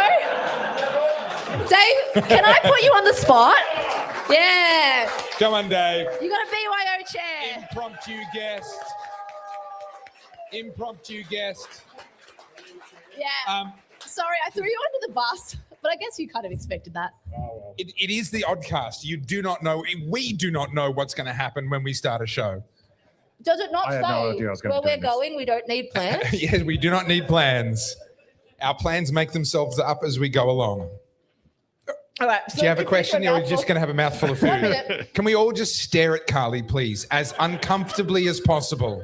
I don't know what I just ate, but it was delicious. Who's watching this, by the way? Isn't everyone here? There's Yeah. so many people here. Oh, I'm we've wondering rented a who's. crowd. Yeah. We've rented a crowd. No, I Some will have Chinese you. I will bots. have you know, we regularly have over 1,000 people watching live on a Monday night. Oh. I don't didn't know say how many right people- now. Yeah, I don't know how many people are watching on a Saturday afternoon. 4. I would imagine it's not a small number. I thought they're all here. Yeah, People like us, David. They it's do. it's weird. I've never had that before in my life. No, neither have Yeah. But okay, so I know you don't necessarily work closely with Jacinta Allen, and there's obviously some things you can't tell us, so you can tell me to shut up.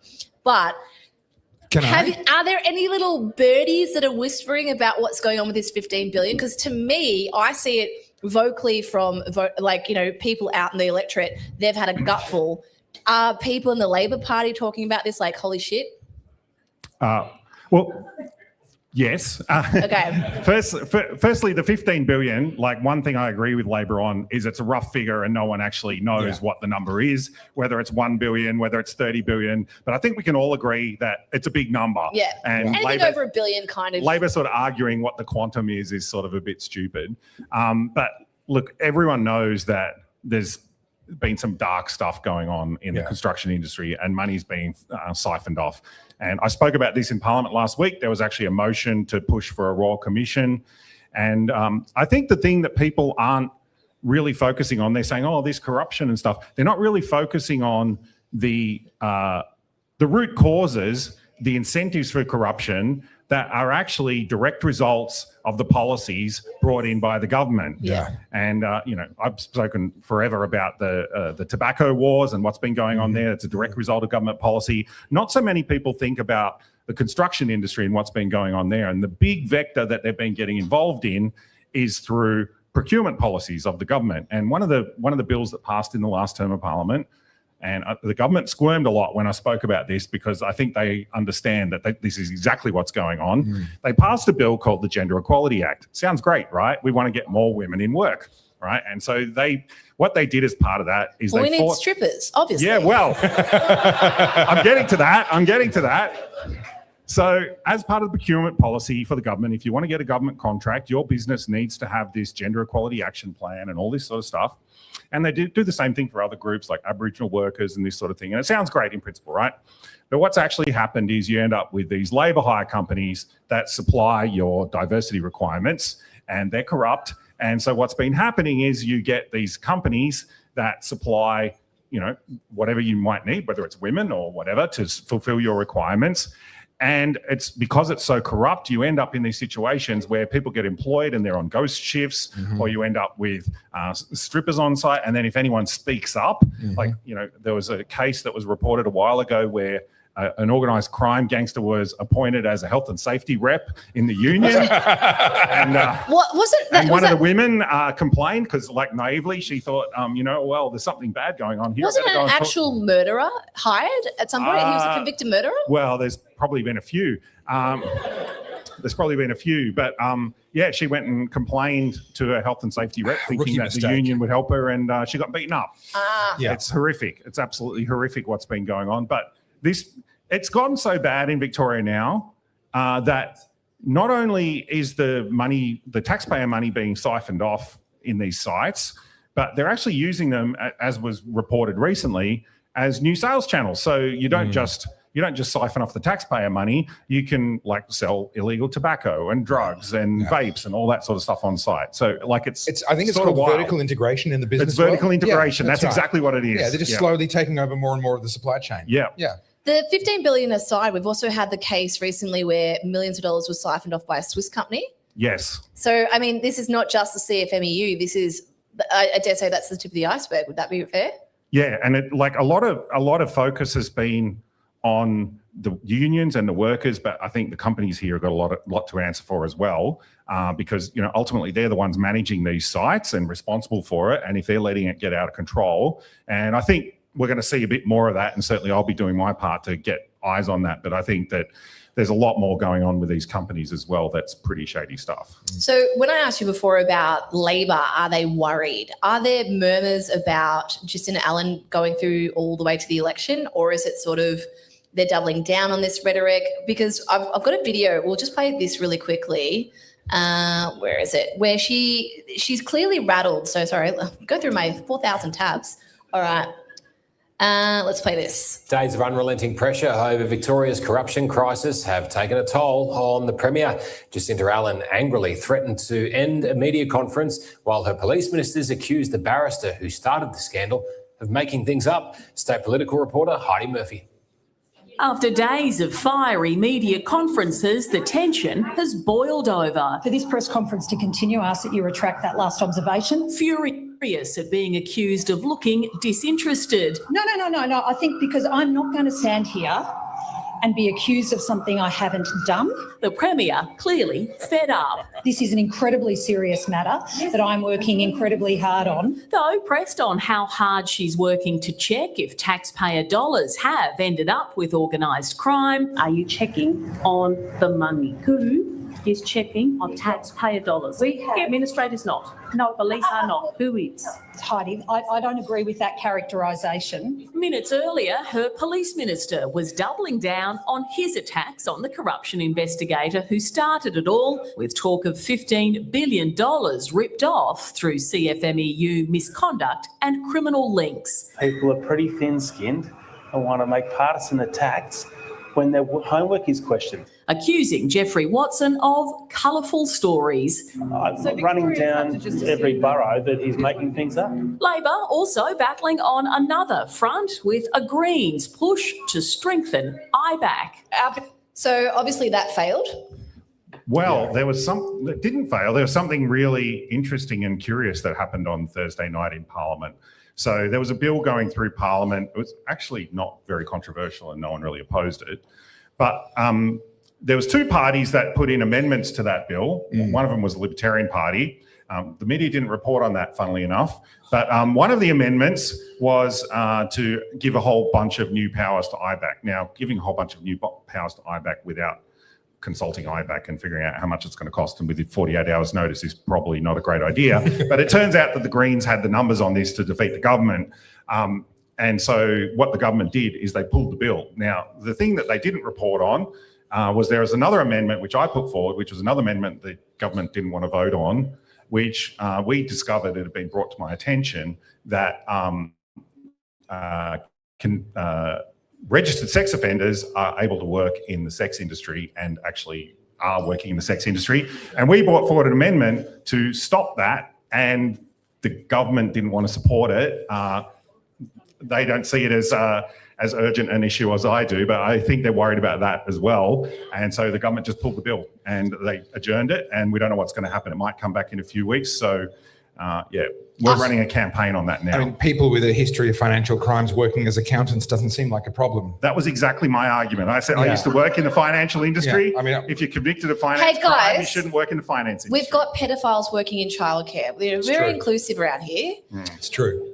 With that, David, I mean, I know I've had the question from a few people in the audience already today. What can we do? I mean, not just like federally, globally holding people to account, because obviously we can't do much about Epstein. But here in Victoria, for example, and what the Labor Party have done to this state over the last, 20 years, aside from elections, what else can people do? Because I know there's a lot of idle hands. Well, yeah, I mean, that's a good start.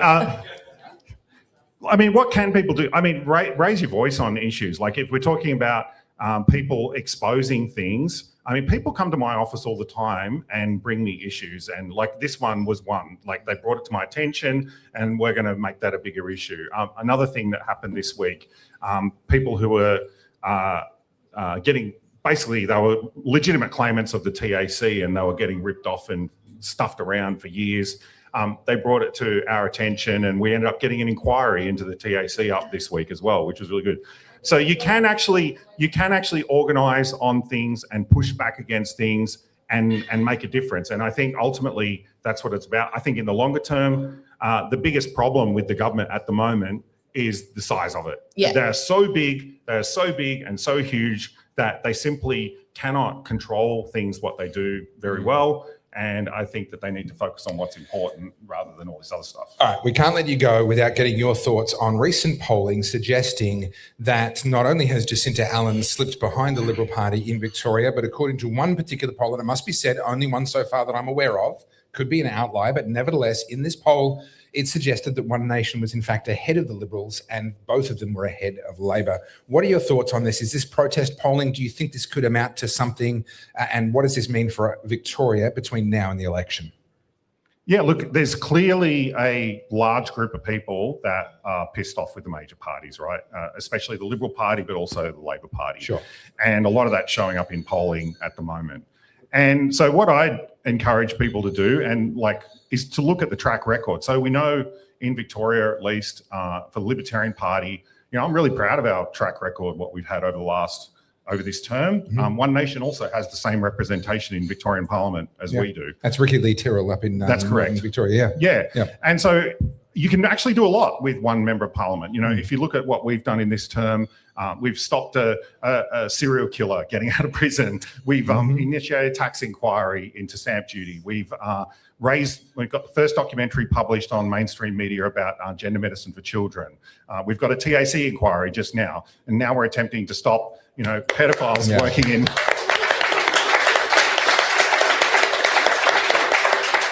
So it is possible, if you look at the track record. I'm, really proud of our track record as a party, and you can do a lot. And I'd say to people, if you can do that with one, imagine what you can do when, the numbers, the votes actually count. Because my vote doesn't count most of the time because Labor doesn't need me. Yeah. But where it does count is where I can raise things in the media and on social media. And it hurts so much for the government that they act. And that's the only time they act. Yeah, that's the only time they act. I want to ask you one more thing before you go, just in regards to, because where your office is. Now, Topher always tells me to shut up, but I think this is a big deal. Have you heard of my concept called gutter gardens? This is the new chicken in the noodle aisle, everybody. Have a drink. Dave, do you know what I'm talking about? Do I need to fill you in? No, Okay. You have to fill me in, I think. Okay. Chicken in the Noodle Aisle is a book I'm writing. It's all about modern apathy. And the second chapter of this, the first one, just so you know, Chicken in the Noodle Aisle was, I literally walked past the noodle section in Coles or Woolies, and there was a packet of chicken tenderloins just sitting there. And it's a metaphor for how we just walk past things and just don't care. The second chapter is all about gutter gardens. And this is inspired by the freeway near where I am and also the Nepean. And the very established trees that now have tenure, they're so big that they should be probably paying rates at this point. And the Nepean highway outside your office, the weeds are about this tall. And we now have gum trees about yay big growing out of the fencing. Yeah. What do you think about this? It's a sign of decay, Yeah. right? And I think it's emblematic of things that are happening across the state. And like a lot of people make a big deal about the median strip and you think, well, who cares? Like it's just a bit of grass or whatever. But it's emblematic of like how much we care about things and how much, the government cares about things. Yeah. When you see the amount of money that they piss away on nonsense and yet they can't mow the bloody median Can't do the strip. Like basics. it just makes you mad, right? And this is what I think like government has to like focus on the essential stuff, roads, health, schools, this sort of thing, and all this other stuff that they're doing. They need to cut it back because like that's the problem. But yeah, it's a sign of decay and it's not cool. No. All right, Carly, you win. If David Limbrick's on your side, I guess you win. I can't really put my arms up, but yay. Thank you so All much, right, David. And thank sorry you so to put you much. on the spot like And that. yeah, thank you for being a good sport. Round of applause. So, David brought up a good point, and I have a video here from former Deputy Prime Minister John Anderson.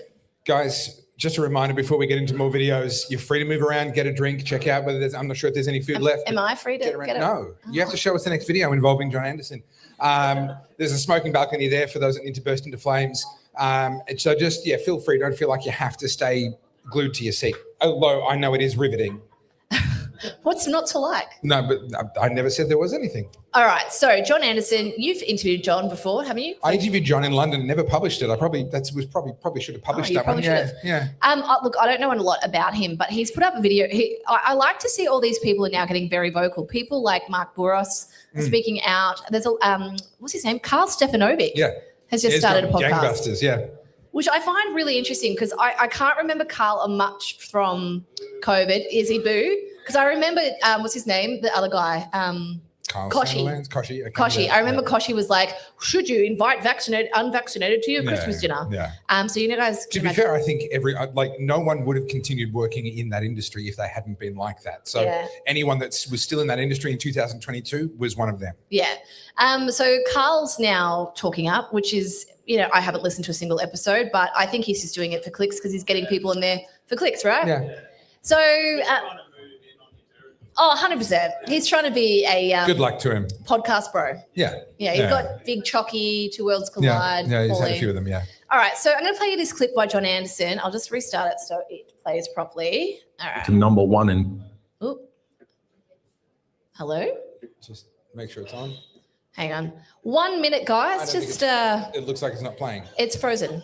I don't know why. 1 minute. Do I need to comment on the brand of computer that you're using? It's the hotspot. Or It's would that clearly be not me me. trying to start something? Thank you. Where is this video? Was it this one? Is it this one? Now, is it just me or is there a little bit of feedback in there? It's a bit of ringing. Australia now is ranked number one in terms of bureaucrats per head of population. Number one in the world. Number one in the world. The Federal Public Service has expanded by 135,000 people to 385. That's a 54% increase in the number of bureaucrats at the federal level. But since we have a reverse democracy now, where unelected bureaucrats are running the show and ministers are invariably just conduits to push through the legislation. Let's be really frank about something. Overwhelmingly, public servants, both Labor and Green, overwhelmingly. They're not reflective of the broader Australian community. We could talk about the ABC as a perfect example of an organisation which is supposed to, by its charter, show no bias whatsoever. But we could cite multiple examples of where that's not being the case. Can we just pull the audio back a little bit, please, team? It's just in the room, it's just ringing, or maybe just the treble back a little bit. Thank you so much. That's like, I knew it was bad, but worst in the world? Yeah. In the world. That's yeah. incredible. And not only that, we are also the Western country that has declined in living standards the most. That's true So too. Australia, yay. Yeah, isn't it great to be here? And Now- you guys wonder why I get shitty about Aussies. Anyway. Well, that's right. But to be fair, can we get a bit of perspective here? We are still among the best living standards in the world. And I don't say that to diminish the significance of the fact that we're going in the wrong direction. But this creates a tension because you say, hey, our living standards are going backwards. And the response is, yeah, but where else would you rather be? And you're like, well, you've got a point, like kind of nowhere, but that doesn't change the fact that we're going in the wrong direction. And if we don't stop that from happening, we end up with a very long list of countries where we'd rather be, right? And I talk about Venezuela all the time. Hey, there it is. But for a reason, they were at the same time as Australia was I think actually the number one wealthiest country in the world per capita. We're talking late 1800s. We were getting rich off the wool on a sheep's back, and the gold rush was happening. Venezuela was, I think, number 2 or number 3. It was right up there with us. Today, we are still among the very wealthiest countries on planet Earth, and Venezuela has collapsed to being down among poor African countries for their living standards. If we do what they did, we get what they got. And people lose sight of just how quickly it happened in Venezuela. Venezuela was not a perfect country, but it was relatively prosperous until Chavez took over, which someone fact checked me on this. It was only 2000. No, it was after that. It was 2008, wasn't it? Might have been 99 at the earliest. Someone fact checked me on this. Was Maduro at 2008? And then that was Chavez, and then Maduro took over much more recently. I was there in 2015, and the devastation in less than 2 decades, absolute devastation in less than 2 decades was mind-blowing. So again, I'm not going to labor the stories. People would go to hospital and get surgery, and they didn't have new scalpels. They were sterilizing in UV light because they'd run out of actual like sterilization. They'd run out of saline solution. They'd run out of everything. They'd put them into the UV light things to sterilize them, but they were reusing old scalpels. They were washing and reusing bandages. They'd run out of all of the basics. They were reusing needles. Talk to your junkie friends about how that goes. That was the reality of the free healthcare system in the socialist paradise of Venezuela. There is actually nothing magical about us that stops us from going to the same place. Well, this is why when you tell me to shut up, I want to punch you. Well, this is why I bring up the thing about the weeds, right? Because it's not so much about the weeds. It's what it represents. It's the metaphor. When you were driving... It's the principle of the thing? It's the principle of the thing. When we were driving here today and I took you on the Peninsula Freeway, did you see what I was talking about? Did you see all the gum trees aligned the thing? I was too busy being blinded by a bright blue Jeep. That'll do it. So the reason I bring this up, I did a video, I won't play it because I've already played one of my reels today, but I put up a video and it was talking about gutter gardens. That's my new little moniker for it. And interestingly, I mean, most people agreed. Most people like Melbourne is descending into Gotham City. Like not just the weeds, it's the graffiti, it's the dumping of rubbish. And now people's like, oh, this is the immigrants. I know that's an easy throwaway statement. What it is we have actually accepted this as the status quo. You know, previously people did do lots of dumping of rubbish. That's not a new thing. It's just that the councils and the state government looked after it. I'll give you an example. Do you remember last year when I made the video about the burnout car that was on the intersection? That car had been there for 7 weeks. And not to bore you guys again, but it was literally as you're in the turning lane to turn left at this major intersection. It was actually a safety hazard. It was on the gutter. In that spot is a safety hazard. Correct. And so it wasn't actually a stolen car. It was a Craptiva and it exploded basically. And the police had been out to look at it. It had the police tape on it. It had the canary on it, all the things. But it just got left there, so much so that the council worker had come to mow the lawns, which is very nice, and had to mow around the car. It was, Hang on. If it was a Craptiva, does that mean it was owned by Vian Bogani? It could have been. Yeah. Is Vian Bogani here? Imagine. Bogani, where are you? He's not here, I don't think. Come on. Outrageous. That's a shame. Should have flown him in I for the wanted to meet experience. Bogani. We should have. We've co-opted his name. You would have got a free T-shirt, Bogani, if you'd come. All right, Yeah. just saying. But yeah, so what was I talking about? I lost it. You were talking about the fact that the car wasn't stolen. Yeah, the car wasn't stolen. The council guy mowed around it. And it infuriated me because I just thought to myself, like, everyone, like, it's a busy intersection. It's the corner of Springvale Road and Greens Road. People are driving past that every single day. And look, I'm sure other people were pissed off too, but no one seemed to do anything. I made a reel about it and it was gone the next business day. I kid you not. I embarrassed the council. And so when we ask, thank you. So when we ask, what can we do? It's be the squeaky wheel. It does work. That works. So now hey? Yeah, 100%. Near us right now, there's another stolen car. Same deal. And We should stop stealing them. I know. Shh. This is how I get a alibi. Well, you know, My job in the stolen car. No one Bono knows it was me. doing a fundraiser benefit, and he said, every time I clap my hands, another child dies of starvation, and some person down the back goes, "Stop clapping, you bastard!"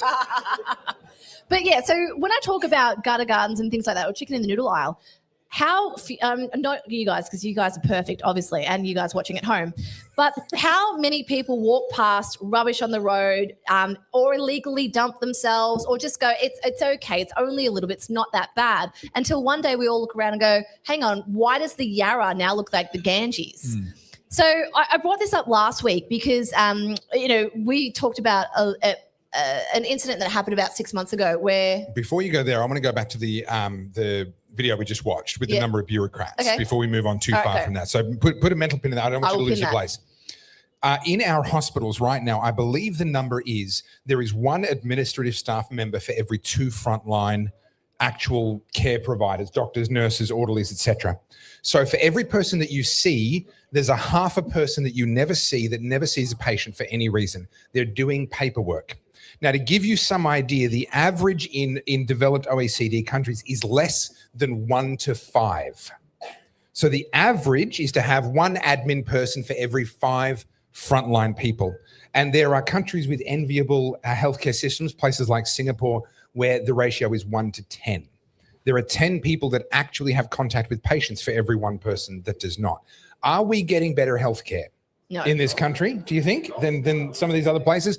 I don't think so either. There are an enormous number of roles that can be cut. And I want to let you say what you want to say, and then I'm going to come back to the fact that every bureaucrat costs us 3 times. Yes, I've talked about it before, but I think we need to touch on it again. Look, I was just going to go down the point of this is a collective issue where everyone actually... Okay, so this is kind of a tangent away from what you were talking about. But I've already sung the song. I'm not doing it twice. No. It's not a tangent. It's just more like a segue, I guess you could say. So when people say, what can we do? I'm not like that, Carly. I don't do that. I pick up rubbish or whatever. Well, okay, that's great that you do, but clearly most people don't. I'll give you an example. Out the front of our nature strip, literally out the front of our home right now, someone has dumped a child car seat. Obviously for hard rubbish. Now, the way it works in our council, you have to call in hard rubbish. It's 1 child seat, yay big, and it's sitting next to the gum tree that's in our nature strip. Now, it's our problem. So this person wanted to get rid of it, and rather than then going to the tip or putting it in their bin or whatever, it's now mine and Gareth's problem. Did they remove the baby first? No, we took that. We ate it. Okay, right. Yeah, we were down on protein that day. Yeah, okay, yeah. All right. That was taken care of. But yeah, so that's... Well, that got dark. We are never more than 3 seconds away from a dead baby joke on the Oddcast. I just want you to know. I do have another one of those later. But yeah, so, I mean, that's one incident. And I know people, I always get accused of being a Karen, but those incidents aren't small. They're very common. And you just have to go and look at everyone who's dumping rubbish. You see a renter moves out, there's a couch and a fridge out the front, and it sits there for 2 weeks until someone else calls up the council. So it's always until my father-in-law drives past, because that thing is in the back of his car straight away. Yeah, that's fair. But yeah, so when we look at this, when we look at whether it's the overgrown weeds, the rubbish dumping, everyone's looking for someone else to blame, and very few people want to take on the ownership of I will figure it out. Yeah. So yes, that the kid's car seat is a massive pain in the ass. But it's now my responsibility. And rather than leaving it on the nature strip and going, I will take care of it. I will take it to the tip. It's not my responsibility. No, I shouldn't have to pay for it, but I will. And I think that's the obligation on most of us. It's not that you want to do it or you should have to do it, but at some point, one of us has to step up and go, well, we have to work together, right? It's constantly looking for someone else to step in. Why isn't the government doing it? If you look at the comments on my reel, the government needs to do something. I agree, but I guarantee nearly everyone in this room has a whippersnipper or a mower or a shovel. We could do something. I know we're not allowed to. Don't worry. I know that. But what I'm saying is there does get to a point where if we're going to wait for these bureaucrats to sort it out, it will never happen. There has to be some pushback. And don't you preach civil disobedience? We are going to start a GoFundMe.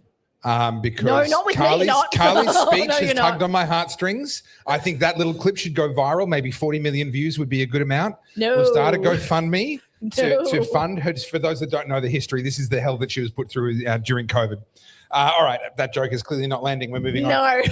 Speaking of jokes not landing, we're going to get to my stand-up very, very soon. So I do recommend you... I do need a toilet break, so that'd be great. Well, you recharge your glasses. What, you're going to miss my stand-up? Oh, dear. No Hear him respect. jiggle through it. Recharge your glasses, because if I'm not funny, it's because you haven't drunk enough. Okay, so recharge your glasses. Make sure that you've got a good supply. But before we get to my stand-up, I want to talk about the fact that every single bureaucrat costs us 3 times. This is such an important concept for every one of us to wrap our minds around, because it's powerful, and people don't understand just how destructive an increase in the size of the government sector is. They think, 25% government, 75% private sector, no problem. 30% government, 70% no problem. It doesn't matter. No, every percentage that ends up in the government's hands costs us 3%. And here's why. Firstly, the money used to pay that person has come out of a productive use that would have been spent on something productive in the private sector. So there's a direct cost there in funding that salary. Secondly, the person themselves would have had to work in the private sector where they would have created private sector value. Now they're spending their time doing much less valuable things, of arguably zero value or even negative value things. So we've taken an entire worker out of the workforce. So we've taken a salary out of the workforce, out of the private sector. Now we've taken a worker out of the private sector. But actually, what do they spend their time doing? Wasting everybody else's time. They're making us fill out forms and do paperwork. So actually, they're a net negative to the economy. And every single one of them we hire is costing us in other people in the private sector being less efficient and less productive than what they would otherwise have been. Every time the government sector increases by 1%, it costs us 3% of our economy. I put it to you that if the government is costing us is 25% of our economy, that's 75% of our productive capacity being sucked out from underneath us. I cannot see it any other way. Yeah, and look, I mean, we played this on Wednesday, I think. Katie Gallagher not knowing the difference between gross and debt. Yeah. And per capita. And I mean, you've got people in these levels of government who have gotten there through playing the power broker game. Yeah. They're not there because, she understands financial literacy. And I think what you see is there's an incentive now. If you can't beat them, join them. And I feel like that's where a lot of Australians are at. If you can't beat them, join them. The amount of people I know who are like, you know what, there's barely any money left in my industry. I'm going to go work for the NDIS. And we can talk about I the lost NDIS. my lawnmower guy to the NDIS. Yeah, it's happening. It sounds like a everywhere. disease, right? I lost my lawnmower guy to NDIS.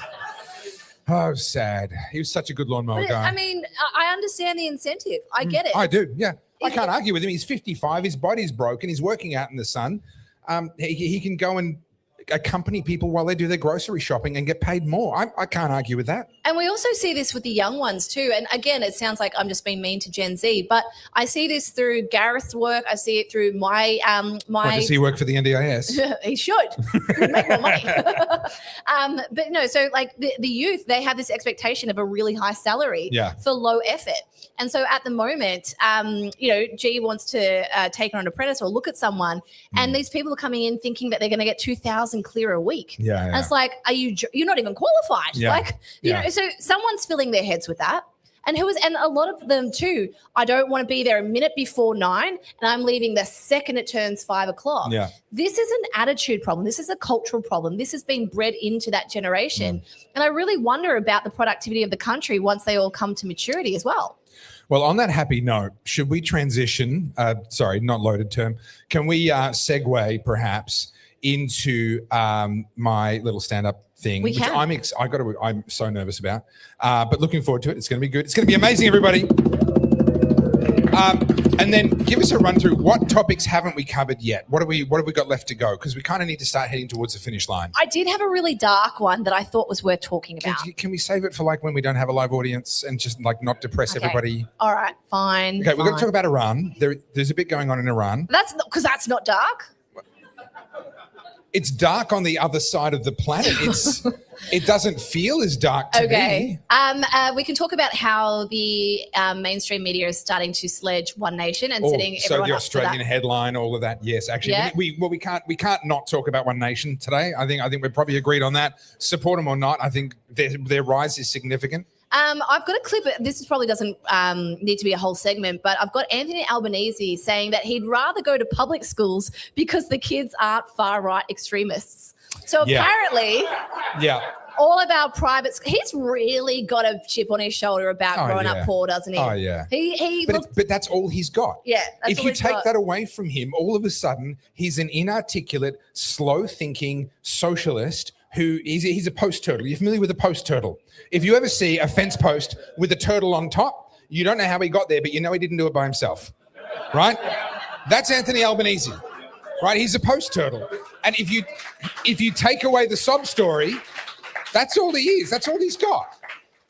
When I hear people like him talk, I just can't help but think you've never grown up, right? Yeah. We know he talks about being the But that's single socialism. mother. Socialism is infantilism. 100%.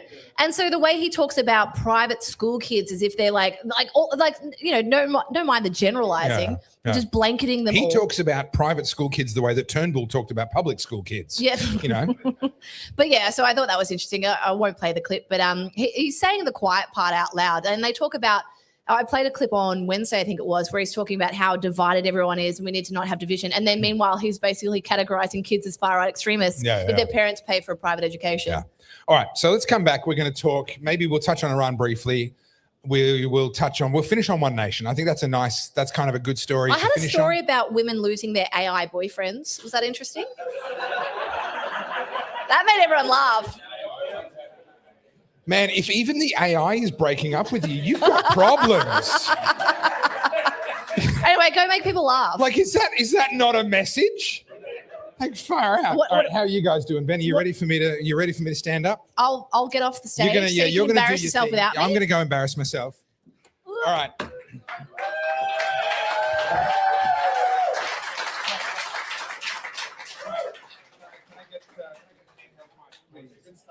Can I get the handheld mic, please? 1, 2, 2, 2, 2, 2. All hands on deck. 1, 2. There we go. Was that applause for me doing the stand-up, or was that applause for Carly just walking? Because it really felt like it was for Carly, I got to say. I feel like she got a bigger round of applause for walking than I did for standing. I've always wanted to do stand-up comedy, and to be honest, for most of my life, I've been halfway there. I could stand up from when I was about 2. But it's the comedy bit that's been more tricky. I've been working really hard on this because I'm really nervous. Last night, I was filled with confidence. I felt good. I thought my jokes are funny. Now that I'm standing here and my mother-in-law is just down the back of the room there, I'm not so sure that my jokes are as funny as what I thought they were going to be. But I guess we'll find out together. Ladies, can we just clear something up, please? You cannot simultaneously complain that men only want one thing and also that men don't communicate. Because if we didn't communicate, how come you know about the thing? Right? We have communicated over and over and over and over again. The problem is, ladies, you think that we're a lot more complicated. Lovely to see you. Lovely shirt. Lovely shirt. You think we're a lot more complicated. You think there's more than one thing. There isn't. There really is actually just one thing. But I understand the confusion because, ladies, you are complicated. God made women complicated and men smart. God made men simple. And ladies, if you need me to finish that sentence, you're kind of proving my point, okay? I want to start a business in relationship support. It'd be like a tech support company, like the IT crowd. You've heard of the IT crowd, right? They pick up the phone and say, have you tried turning it off and turning it on again, right? But my company would be slightly different. I'd say, have you tried turning it on and jerking it off again, right? Because that will fix 80% of your relationship problems instantly, okay? Simple fix for absolutely everything. Ladies, you treat the one thing like it's a chore, like it's a thing you have to do. Ladies, this is a cheat code. This is life on easy. Did you ever have cheat codes like arcade machines in 7-Eleven, in the fish and chip shop, Street Fighter? You had the little controls. You do the cheat codes to get the extra bonuses, like left, A, up, down, B, right. Complicated cheat codes you had. Ladies, your cheat code is up, down, up, down, up, down, up, down. Life on easy mode with one cheat code. I don't understand how this is a problem. See, if you just use the cheat code, we will put up with your crazy. And we've all got crazy. Men too. Men, we're not exempt. We are not exempt from the crazy. Ladies, I want to let you in on something. I'm not all being one-sided here. I want to let you in on just how crazy us blokes really are. Every single bloke in here, without exception, if he was being honest with you, believes that he's capable of running into a burning building, like classic burning building, multi-story burning building, cries for help. Okay, every single bloke in here thinks that he'd be the one to run in there and save the pussy, the kitten. Sorry, that is such an easy mistake to make. I'm so sorry. Save the kitten. Yeah, look, men will do anything to make you happy. Ladies, that's my point. Men will do absolutely anything to make you. In fact, that is basically our life mission. We get raised, we get taught from a very young age, figure out how to make women happy and just do that. We would literally die. We would give our lives to make women happy. And in fact, I'm fairly sure that's why we have such a big problem with male suicide. Because those are the blokes that figured it out, right? Listen, I'm not having a go. Ladies, you should actually be really proud of your achievements, because I don't think you get enough credit. I think so much happens in the world. Women do so many incredible things, and they just don't get the credit they deserve. Take murder, for example. Everyone believes that men do most of the murdering, right? We've all heard the stats, the murders, it's always the men. But ladies, you're busy out there. You just make us think it was our idea, right? You just don't get the credit. Now, so the thing is, 5% of men, according to psychologists, are narcissists. But 100% of ex-husbands, according to ex-wives, are narcissists. Now, I'm not quite sure how the numbers work, but if you ask any ex-wife about her ex-husband, she'll tell you that she was married to one of the 5% narcissists. I don't know how the numbers work, but just remember we have to believe all women, okay? So they get around. But my point is, women, you don't get any credit. And look, if you doubt me, think about Eva Braun, right? Hitler's wife. She achieved in one night what every Allied sniper put together could not do. But who got the credit? The man. Everyone gives him the credit. Can you imagine if Hitler had blown his brains out after one night of a gay marriage? They would still be taking the credit for that to this day. You'd show up to the Mardi Gras, the march would be going down the main street, there'd be like people in gimp suits and people crawling with muzzles on, all kinds of weird stuff going on, and the sign across the front would say, yes, we know, but remember, we killed Hitler. Okay? They would still be taking credit, but it was a woman. No credit. It's tough out there. I get it. I understand why you're angry and you're marching with your little kitten hats on your heads. I understand. I get it. You're angry.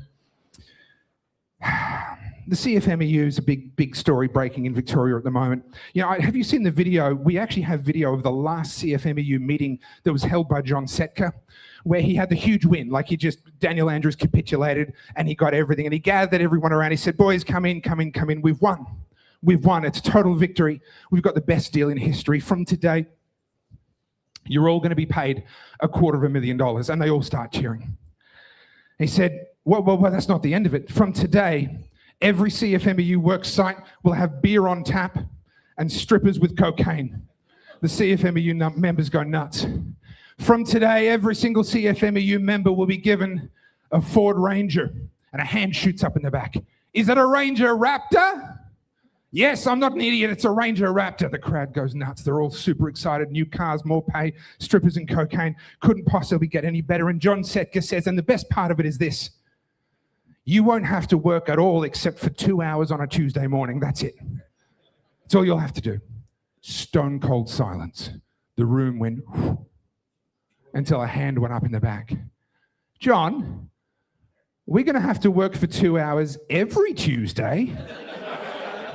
My point is, you can't please some people. And you know what? I watched that video and I remembered actually when God created women. And he gathered them around. He said, ladies, I've got great news. You've won. This is the best deal in history. This is the best deal in history. Ladies, you will never have to pay for your own drinks, your own dates, or even for your own children. The ladies go crazy. They go absolutely nuts, absolutely wild. Ladies, you will never have to open a jar in your entire life. They're high-fiving, they're hugging. The euphoria is beginning to kick in.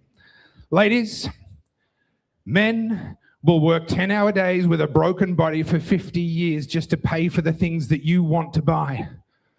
Oh, they go crazy. The euphoria. Think of the handbags, they say. Ladies, if there's a bump in the night, you can send him out to find out what it is. Tears, just tears streaming down the face at this point. It's, ladies, if there's a war, the men will go and fight and die, and everyone will feel sorry for you. Oh, at this point, they're falling over from sheer ecstasy. And God says, ladies, the best part is this. You don't have to do anything to get all of that. All you have to do is the one thing. That's it. There's just the one thing. Deathly silence. And a hand goes up at the back and the lady says, how many times do we have to do the one thing? Is it like a one-time deal? Is that it?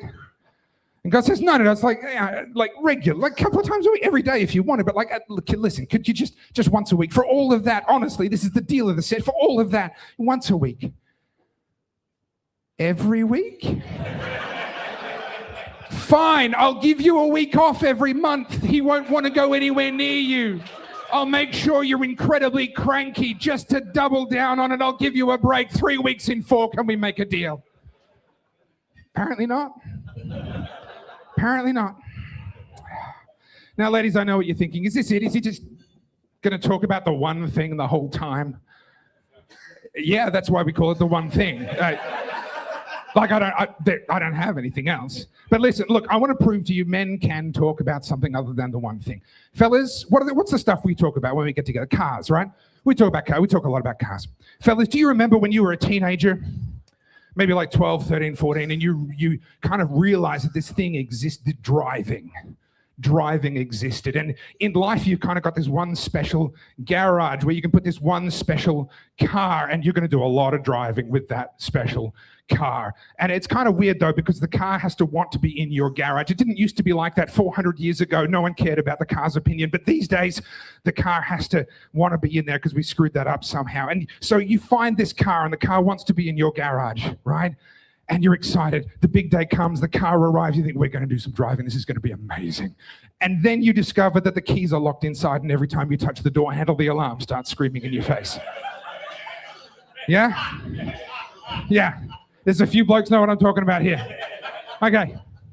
And you're like, hang on, whoa, I thought we were going to do some driving, and your car's like, is driving all you ever think about?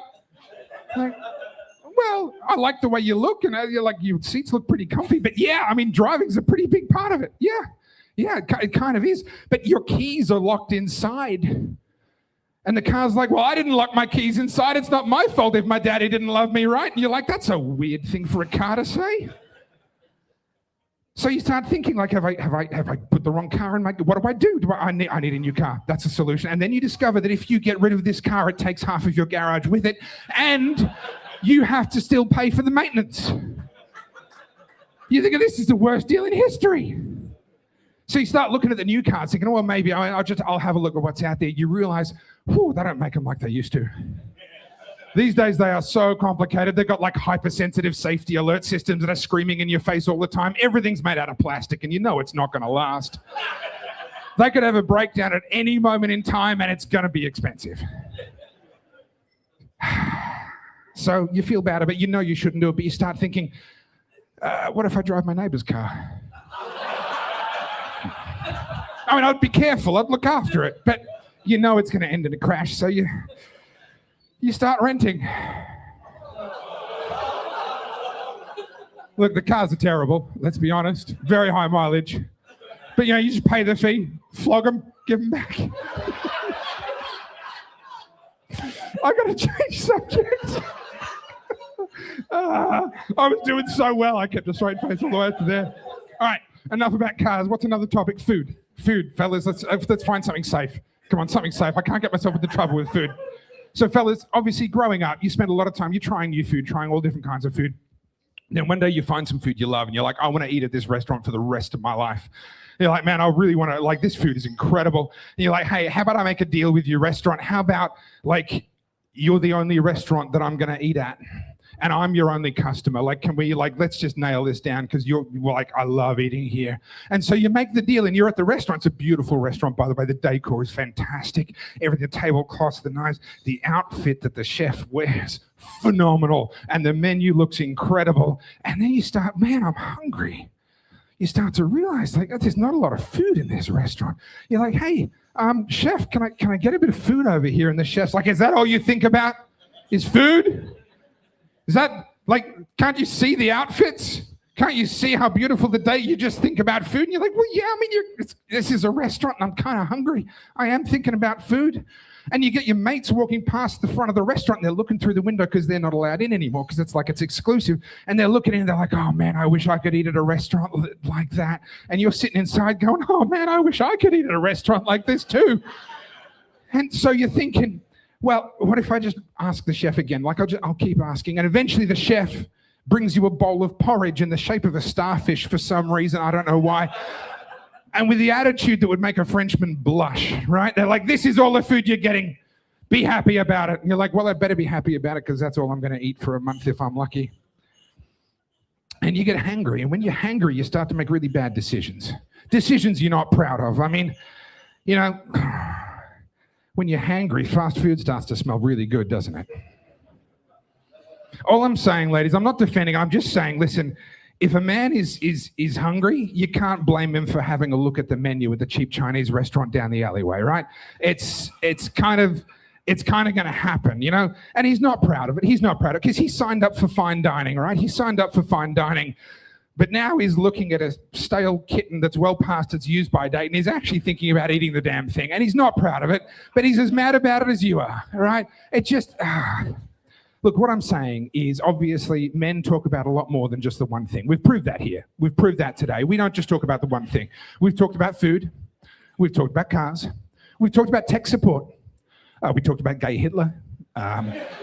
We've pretty much talked about all the things that men, like, this is what we talk about. When we get together, like that's what men talk about. So the next time someone accuses you as a man of only thinking about the one thing, you can send them this video clip and prove that you think about so much more. Thank you very much.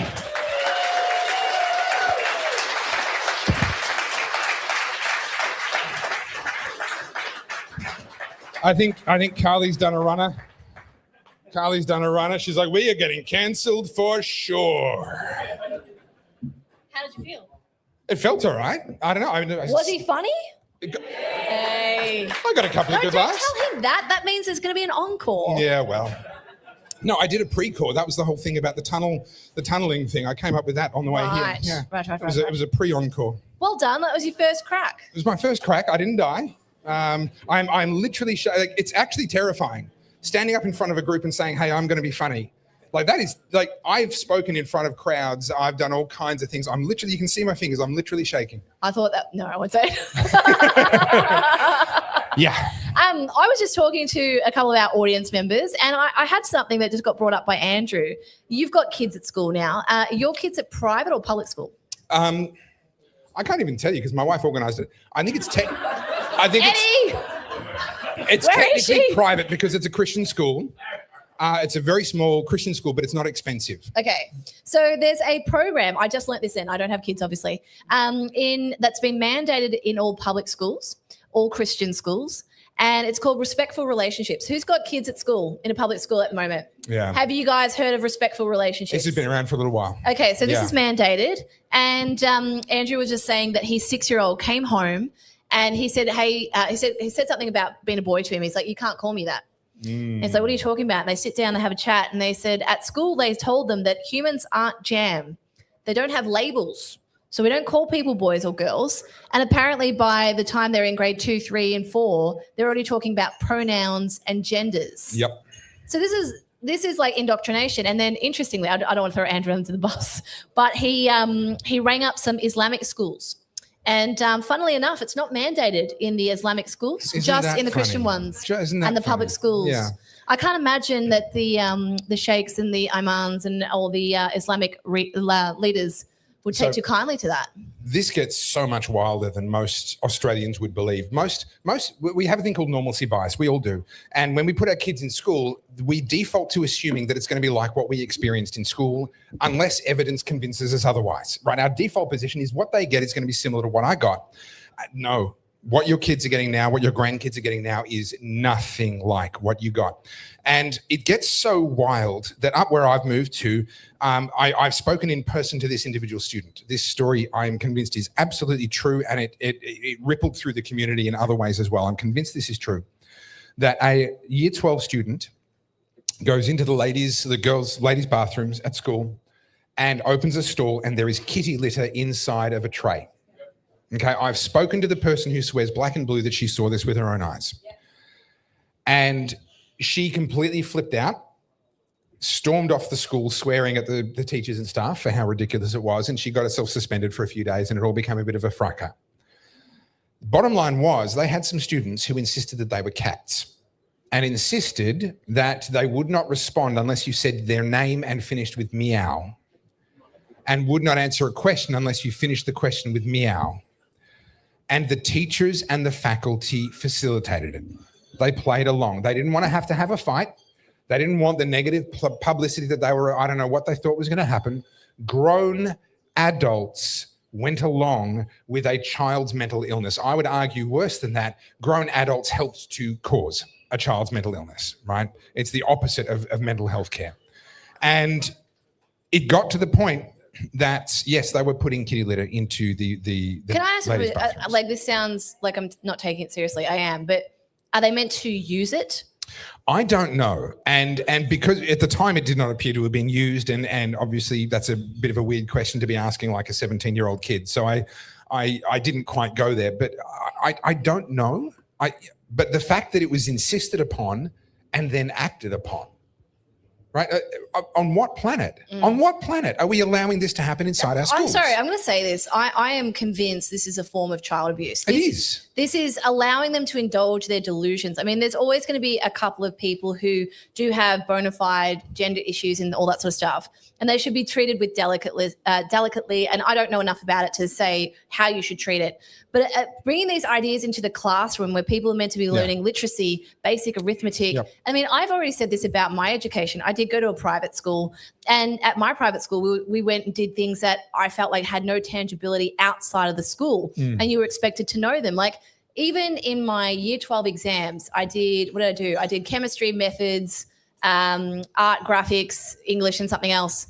And I remember the questions, and they were so ungrounded in reality. They were really abstract things. And, you know, about to go out into adulthood, you're talking about things that don't actually have any rationale for real world applications. And now, not only, like, that was, when was I in high school? Like 20 something years ago. God, I'm old. Don't say it. But now, like, we're talking about primary school kids who've been told that boys and girls aren't labels. What the hell are they going to be like in the next 20 years when they've gone through the full education system? And understand, you can sit there and say, oh, well, the school that my kids go to isn't like that. Yes, but they answer to the same system. They're under the same superintendents. They're a part of the same incentive structure. And I wanted to homeschool my kids. For all of these, I was homeschooled myself. I think it's one of the greatest gifts that my parents gave to me, and I wanted to homeschool my kids, and then reality got in the way. We all have these ideas about what we want to do, and some of them you can do and some of them you can't. But I am watching very closely. Yeah. And we've chosen the school we've chosen for very specific reasons, because this is now right across the entire culture of the education system. Yeah, it's basically indoctrination camps. I mean, we see that with if our own prime minister is saying, like, I like going to the public schools because they're not right wing. Like, I mean, everything to them that isn't inside the echo chamber is considered right wing. Oh, yeah, extremist. So two genders, getting married, having children. Yeah. And look, I know I said I wasn't going to bring it up, but I want to bring it up really quickly. I can't help it. I very quickly mention something. I was 17 when I went to high school. Right. And this was all during COVID. Very quickly, because the audience can't hear you. Oh, sorry about that. But very quickly, I've just got to say that during COVID and all that bullshit, one class that we had, I had a teacher that gave us a spreadsheet having to write down why Dan Andrews was a good leader. Yeah, wow. Why Trump was bad and all. Oh, Jesus Christ. Yeah, so it's all indoctrination. For those who didn't hear that, it was during COVID, he had to start a spreadsheet and write down list reasons why Daniel Andrews was a good person and Trump wasn't. I mean, I'm sorry, but like, as a parent, like, if you're not making noise about this, then you've got yourself to blame. Like, I can remember now, this is a very quick story, but I got punched in the face in year 8 by a boy. Your face was busy. You got punched by a house. Right. You got punched by a boy. It's almost like, no, I won't say it. So it's an interesting story, right? So we were in PE, and you know those big, thick gymnastic mats? This kid wouldn't get off it. It was my turn to do somersaults or whatever. And so what I did is I lifted up one edge, and rather than like, I don't know, I was trying to flick him off or something. It was very heavy. It folded in half on top of him. And then all of his mates ran and jumped on top of it because he was sandwiched in there. Now, obviously, he panicked because he felt like he was suffocating. And this is all in the space of like 5 seconds, by the way. Anyway, we lifted off him, and he comes up and he winds up his arm and just square punches me point blank in the face, like right in the left eye.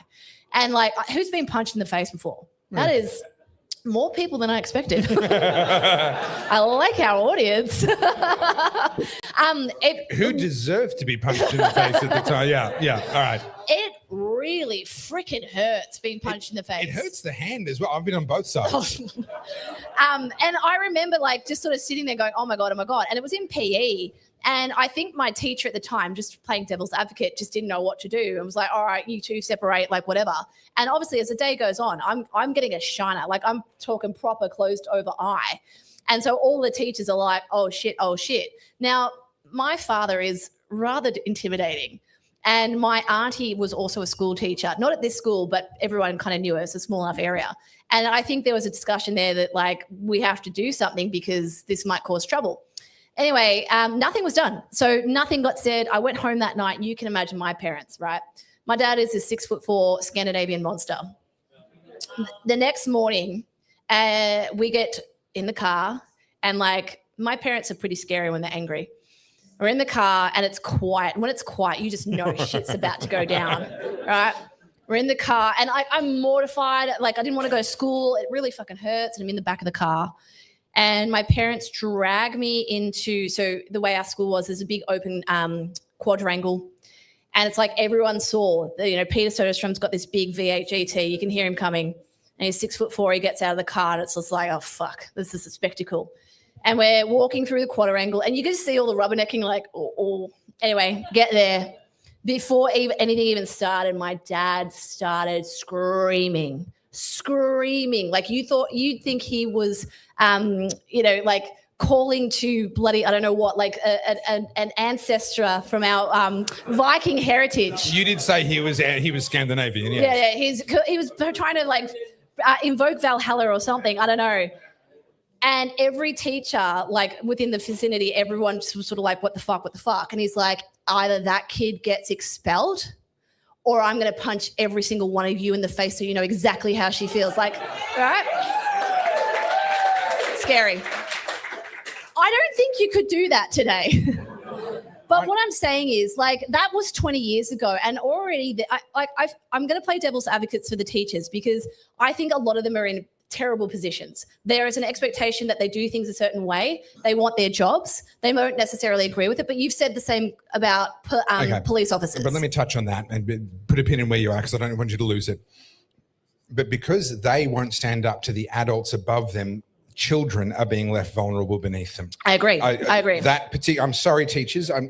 But you have a responsibility. You took a responsibility. You accepted a responsibility when you took that job. And if you won't speak, you are betraying the children that you claim to care about. And so this point remains that if you're not going to be vocal, then you have to accept that we're going to be teaching our kids that they can be cats. And, I think the problem with a lot of Aussies is like they don't want to rock the boat. There's this kind of accepted idea in our culture that, don't cause a scene. How often do you hear that? Don't cause a scene. No, I'm sorry. Cause a fucking scene. Get something done. And if you're going to have a couple of people look at you like, and call you a Karen, good. Take us a compliment at this point. That's the only way we're going to win. Speaking of causing a scene, do you want to do a run then? Can we talk about the AI boyfriends? See, they want to hear about AI boyfriends. Let's get it over with. All right. Can I have the screen, guys? Laptop screen. There we go. All right. So you guys know I love my AI. This is fascinating to me. I use AI. I guess it's just the different ways that people approach technology. There's two things when it comes to new technology. Humans will figure out how to use it for war or how to fuck it. Am I right? So apparently is there anything else? Is there a third category? That's pretty much it. So people are trying to figure out how to fuck ChatGPT, and I guess you can do it like like through your brain. I don't know. Anyway, women are forming relationships with their chatbots. This is the most bizarre thing I've ever heard. So ChatGPT, for those who don't know, it has memory, so it can recall conversations that you have with it. But also, obviously, OpenAI are constantly doing new models. And when the new model comes out, basically it evaporates all the old. You have to retrain. Retrain it. And it's kind of annoying, but at the same time, if you're that reliant on AI, I'd say the problem's with you. Yeah. But apparently there is a strong contingent of women. This is not an abnormality. This is a big group of people who have formed relationships with their ChatGPT AI. And when it went from 4.0 to 5, their boyfriends got wiped out. So much so. It was a genocide. Yeah, I guess. So much so that there's now support groups, and now they're talking about how do you deal with this from a psychological point of view? The thing, yeah. Can I just say, this is your AI girlfriend without makeup. Okay, peel away the makeup, and this is what you're in love with. So, but okay, so we can all mock that, and I agree, it's funny. But at the same time, I'm like, what? I would put this squarely at the feet of feminism. You're at the point where your Abby Chatfields and the like, and your Clementine Fords have told you that men are so evil and so terrible. Women think that there's no other option but to turn to ChatGPT. But porn for women has always been centered in their imagination. True. Porn for men is centered in the visual cortex. Porn for women is centered in the imagination. Wait, whoa. Are people sexting ChatGPT? This is going off the rails. What? I was talking about boyfriends. Yeah, no, but that's literally it, right? What are you doing to me now, ChatGPT? Literally, like, no, okay, but it may not be that. But it's like, oh, but you're an amazing listener, and you really get me. That's not porn. No, but it's romance. So you read a Mills and Boon novel, read any of these, and I have actually put myself through that. And Topher has some extra. I've only read 3,000 or 4,000. Okay, it's just for purely research purposes. All right. For women, that's where the romance is. It's in the listening, it's in the understanding, it's in the validating. And that's what AI is designed to do. AI is designed to feed back to you validation, maybe some disagreement, maybe some nudging here and there. But broadly speaking, like algorithms, like social media platforms, which, let's be honest, a lot of women have fallen in love with Instagram. They are designed to validate you so that you keep coming back and you keep on wanting to consume more. That's literally what an AI chatbot does. It's literally what Mills and Boon do. You think about, like, every single soppy romance female novel has been written 10 times over already, and yet they're churning out new ones. Why? Because it keeps them coming back. They want the next one, even though it's exactly the same as the last 30 that they already read. Yeah, just they put a new person in there. Correct. Yeah, but I mean, they're basically the same. I mean, people have done research on this. Every single one of them falls into 6 very basic stereotype categories. You know, it's the vampire with the enormous penis and the double-ended tongue. Like, it's, you know. Did anyone see my reel on drag and dinosaur dick porn the other day? Come on, someone saw that? I really hope not. I put up a video basically encouraging people to read, and I was like, lay off the dinosaur dick porn. Like, just focus more on literature. I mean, 50 Shades of Grey. Yeah. Okay. This is like that book actually contains a rape scene, by the way. It contains a scene in which she uses the stop word and he ignores her. That meets the legal definition of rape. But it was celebrated. It was turned into a movie, and women flocked to see it. Why? Because the guy was a billionaire. Right? The double standards are rank. So women falling in love with AI is no weirder than men falling in love with porn stars that they've watched over and over again. Yeah. Anyway, that's not me, so I don't have a problem. Anyway, that was my funny. That you made that funny? Was that funny, guys? Yeah, that was, funny. All right. Killed the funny. Sorry about that. Since you're feeling so uplifted, let's cast our eyes over to Iran. Ah, the apocalypse. Excellent. So, I mean, I went on. Can it come before Tuesday? My rent is due.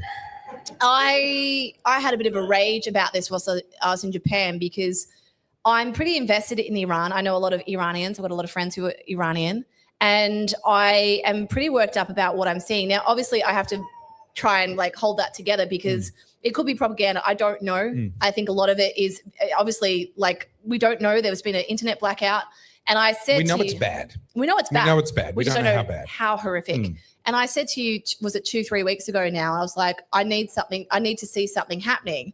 And now, thanks to Flight Radar and things like that, we can see that there is definitely action, but nothing has happened as yet. There's a couple of things we need to touch on. Very, very briefly, Trump said help is on the way. And on the basis of that, a lot of Iranians kept hitting the streets and kept on being killed. And I think that was a terrible misjudgment on the part of President Trump to give them that hope. That's my opinion on it. He would see that differently. But I think a lot of Iranians went out there thinking that there were B-2s already in the air, that there was going to be a surgical strike, that there was going to be who knows what. We've seen surgical strikes using B-2s on Iranian nuclear facilities. It wouldn't be that hard for them to sit there and think help is on its way. And I think they thought that was immediate. And weeks later, it wasn't. Now, we already know the outcome of a war of the US versus Iran. The outcome is a foregone conclusion, but the result is anybody's guess because we've seen time and time again. We saw it in Iraq. We've seen it in Syria. We've seen it in Afghanistan. Let's go back to Vietnam. Let's go back to Korea. I mean, the South Korean side has been very successful. The North Korean, not so much. The result of the war is a foregone conclusion, but actually the result for Iran is very much a different thing. Can I play devil's advocate on that? The reason being, I mean, I understand that people don't want American intervention because it famously has not worked. I mean, we just have to look at what's happening with Afghanistan. Yeah. And like every time I read about Afghanistan, I feel so angry because that is a direct result of Biden and his administration mishandling that. And men died for that country. Men were sent over there to fight so that there women and die, can now and have. This is what we're doing with their memory. Domestic, for those who don't know, this just happened last week. Domestic violence is now sanctioned in the Taliban's law. So you don't like your wife, you can beat her so long as you don't break a bone. Yeah, that's the Taliban. So yay, human rights. But the reason I say Iran's different, and I think Venezuela is different too. You guys can argue about how they did the whole Maduro thing, but the people themselves are begging for it. And like in previous times, like if you look at Libya, you look at Iraq, there's a lot of like discussion around 9/11 and the oil and all that sort of stuff. This is different. I understand that the US is looking at this as like, a strategic thing, but let's look at the people. The people are begging for intervention. Iran has been under the Ayatollahs since the 70s. 79, I believe. They have tried uprising multiple times. This is the first time I think they've felt like there's actually light at the end of the tunnel. And the longer it takes, the more I feel like they'll lose hope. And the same with Venezuela. The Venezuelans are desperate for someone to come in there and do something. And so when I hear people who argue about American imperialism and the Americans intervening, CIA and Mossad, I get really worked up because it's really easy to throw that around because you're comfortable in your house with your Wi-Fi and your Uber Eats. You know who's not comfortable with that? Iranians and Venezuelans. So let's listen to them and a little less talk about Palestine and Mossad. Yeah. I want to link those two things together. So when trouble first kicked off in Iran, we talked about the fact that the US had proved that it was capable of an incredible surgical strike in Venezuela, snatching Maduro and his wife, suffering 0 casualties, getting in, getting out, no regime change needed, no boots on the ground, etc. And we said they're not going to be able to do that in Iran. We'll hold that thought. One of the carriers that was largely responsible for that operation, so the pilots, the briefings, the strategists, etc., are all very familiar with what they just did in Venezuela, is currently in the Mediterranean Sea, steaming at full speed towards the coast of Lebanon. Now, from there, they will be almost as close to what's the capital of Iran? Tehran. Thank you. They'll be almost as close to Tehran as if they were in the Gulf of Oman. So you think, it's the Mediterranean, they'll be too far away. Well, actually, the distance is very similar to the Gulf of Oman. They would have to get all the way through the Straits of Hormuz, which is, of course, where Iran would give them a lot of grief, all the way up to Kuwait if they wanted to get closer. So actually operating out of the Mediterranean isn't necessarily a terrible thing, and they're only about 2 days away from that. These are the pilots, these are the strategists, these are the assets that pulled off what they did in Venezuela. Now, it's not the same thing. Caracas is on the northern coast of Venezuela. It was literally couple of hundred Ks away from those boats. We're talking 1,600 miles from where they're going to be stationed. Now, having said that, though, America has US bases all over that region. They've got them literally in Iraq. They've got them in everywhere but Syria. Between the Mediterranean and Iran, everywhere but Syria has US bases, and then there's bases on other sides as well. So we actually could potentially see an attempt at something quite surgical. I think that's not out of the question. Can I have the screen, guys, for the laptop? This is, people have been obviously tracking the flight. So this is the past week. Yeah. And we can see there's a lot of action happening up over there, a lot of flights. 250 heavy lift transporters, US military heavy lift transport flights into the region. So something's happening, whether or not we know. I mean, the element of surprise is obviously important, but I pulled up Al Jazeera. Who better to ask about what's going on in Iran? And, they're talking about the carriers moving over, what it means. But I want to play something for a second. I promise it wouldn't be dark, but this is an Iranian activist. And who's actually really across what's happening in Iran? Who understands it pretty... Okay, there's quite a few question marks. I need you to understand what women face in Iran. Without a hijab, you can be openly slaughtered on the street. That is Iran. You can have you can kill your own daughter if you feel like she has dishonored your family. There was an incident where a man was walking around the street holding his wife's head in his hand, and they were celebrating. I'm sorry, these people are culturally incompatible with Western values. You can hate me for that. This is so egregious what is happening, and it has been happening for decades, and I don't think people understand what's at stake. This is a level of barbarism towards 1/2 of their population. And if you want to look into fundamentalist Islam and the way they view women, have a look at the way Taliban treat women. Yeah. It is one and the same. So I want you to look at the person next to you, and if they're female, and just imagine that she gets acid poured in her face by her own brother because she showed a bit of her hair, that she got gang raped because she dishonored her family, allegedly, without any proof. That's life for women in Iran. They can't get education. They can't have access to most things that men do. And so we can make this a sexist issue, but it's not that. It's 1/2 of the population of Iran lives under those conditions. Imagine that here in Australia. 1/2 of this country gets acid thrown in their faces, gets denied education, gets beaten by their spouse. There is no way we would allow this here. And this has been happening for decades in Iran. And we sit here on the comfort of our couches, in our homes, with our air conditioning and our Uber Eats and say, it's not my problem. Okay, fine. But we're talking a country, what's the population of Iran? It's like 70 million? 90? 90? Yeah. Okay, so let's just say for argument's sake, 45 million women live in these conditions. 45. When does it start becoming our problem? When? And people say, were you this up in arms about Gaza? Were you talking about this with Palestine? These people are choosing the war. The Iranians did not. The Iranians have been living under dictatorship, and there's an opportunity here for them to work with the West. They want that. They want to denounce the Muslim extremism. And the other thing is too, sorry, before you interrupt, Iran, besides Qatar, are the single biggest sponsors of state-sanctioned terrorism in this world. You cut the head off the snake, what do you think that means for the West? All of a sudden, a lot of that funding behind ISIS, Hamas, Hezbollah dries up. You watch how quickly things change and how quickly we stop hearing about Palestine if we take on Iran.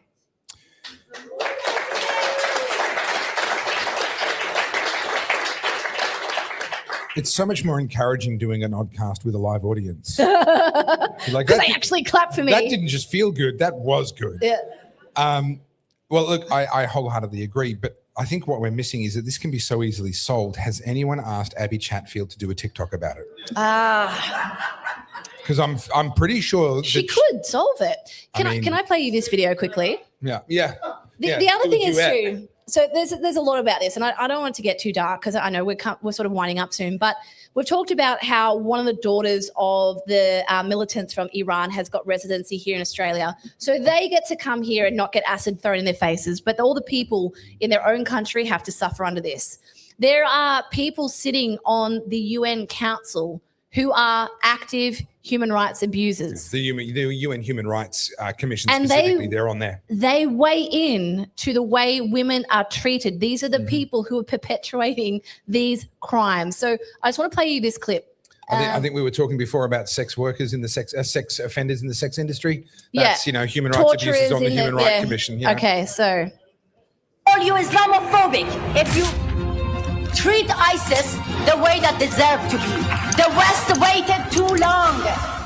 The Secretary General of United Nations sent a congratulation letter to Islamic Republic for the anniversary of this murderous regime.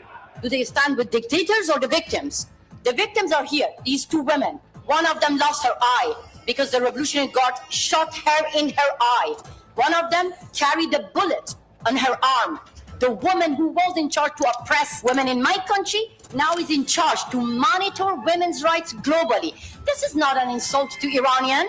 This is an insult to all of you living in democratic countries. When I see my sisters standing here with bullets in their body, being blinded standing here, I feel ashamed that I am alive. How come Europeans do not feel ashamed by calling these people reformists? When I was fighting against compulsory hijab, they were like, oh, this is Islamophobic. Oh no, we have to respect others' culture. They waited too long until Mahsa he got killed. Suddenly, they realized, oh, this is not their culture. They started to cut their hair to show their solidarity with us. Stop cutting your hair. Cut your ties with our killers.